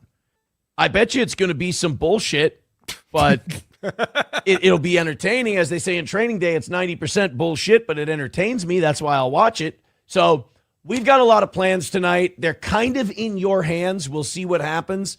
I'm just excited for everything we've got. I brought something to you. This started with, I made a bunch of merch sales. So that money's going to go in a bank towards a goal in the future. And then if you get me this much money tonight, then that's going to go to Johnny in the future. And then if you get to this many memberships, then I go to 9, which then I have to watch the Trump thing. This is so convoluted. Yeah. If this was a function he was writing with all these if statements, it would be bad code smell. Would not pass the peer review. Some people dared me and said I couldn't make a Trump speech more boring, but we're going to try tonight. Supertip.gg/WATP, laziest man on Mars coming in. Just thinking about Jesus and shit. I'm so Catholic, yo. Yes, you are. And Tim Bollinger, we'll see him this weekend coming up. I love my kids, so I didn't forget about how I need to be the Easter bunny. Unlike Aaron, I actually want to see my kids happy. Yeah, no shit. I forgot all about the fact that I have children and there's a holiday. I was raised Muslim, and we got Easter eggs when they went on sale the week after. So that makes sense. So like even we got chocolate. And they were all ticking. Got to get these kids ready for their future. Hackamania, April 10th through the 12th. Go to hackamania.com and you can stream the shows. The entire schedule is up there. And I should mention, I don't mention this enough, that the streaming package doesn't get you to the streams just when it's live. You can watch it afterwards as well. So if you're on the East Coast, WTP is like midnight on Saturday night. That's past my bedtime. Might be past yours too. Watch it on Sunday. There's tons of shows, tons of live shows, tons of events. If you're there with us in Vegas, looking forward to hanging out with everyone. But if you can't be there, stream It's not a scam. Like all these shows will be put out on the podcast channels as well later. Right. This is to support the people coming and the event. So and be a part of it. Yeah, there's a chat. There's a whole thing. Yeah, we will have a chat this year. Everything's. Yeah, you filled people with a lot of confidence by describing it as not a scam because people do this thing where they're like, you want your nibble for 2.5 hours because NLO is going to put his show out on his NLO will put his show out on his YouTube the next week, so you don't even have to buy the stream. You don't. Thank you for buying it. Patrick, you hung in there for over 2.5 hours. I appreciate that. I know you're in a lot of pain. And are you doing a members only show tonight? We'll see. Okay. Up in the air on the members. Yeah. Moody. I got a text right here a minute ago from CVS. I don't know if Dr. Steve has called me in another prescription for something, but either way it says CVS pharmacy, pick up this prescription by Tuesday, the 14th. We got your back. I shit you not. It says that. Oh, cute. Thanks, Fucking CVS. assholes. Yeah. Fucking dick. You don't need to be cute. We got your back. Give it back. You're right. All right. Moody is getting on an airplane tomorrow. He's going to be joining us in Las Vegas. Yep. So one of the rare occasions when you can hang out with Moody. Mistress Meg, great show. Redirect us to Kaylee. Oh, is Kaylee doing a show tonight? She's doing one now. She should be live talking about your the new filing. That would make sense. I didn't set it up ahead of time, so I will not be redirecting you. But yes, go over to Once Over with Kaylee. She'll be talking about the latest in the LOL suit between Shuli, myself, and Stuttering John. And just a Hackamania teaser. There was something that I wasn't sure was going to happen for my show. So it's icing on top of the show. But I have been able to make this happen. And it's going to be very good. It involves Kevin Brennan, who I know will be stream sniping to stick it to us. It's going to be great. There's something coming up on my show that involves Kevin Brennan that is, I'll just say this. If you thought the Rodney's ordeal was over, it's not. Okay, that's exciting. So there's footage we haven't seen yet.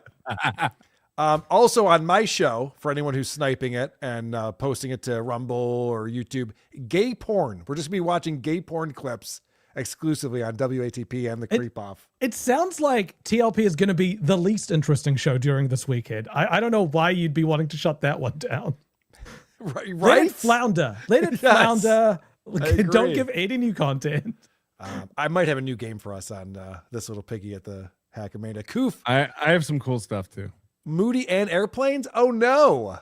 Uh-oh. I've been on many airplanes before and they've all landed. 100% of them.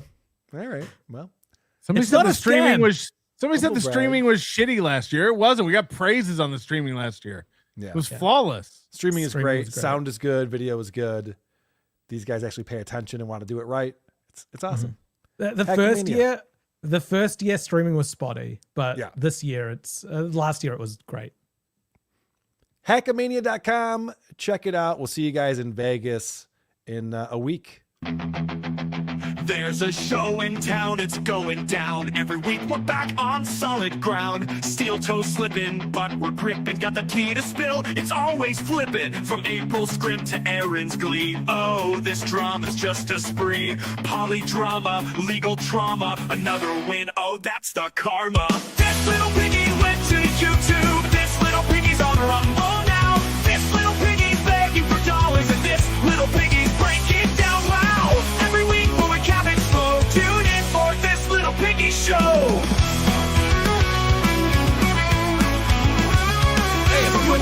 I'm a happy pig. It's circus, can't you see? The toe is bent, the goal is spent. His empire crumbles, all hell sent. April's playlist on repeat.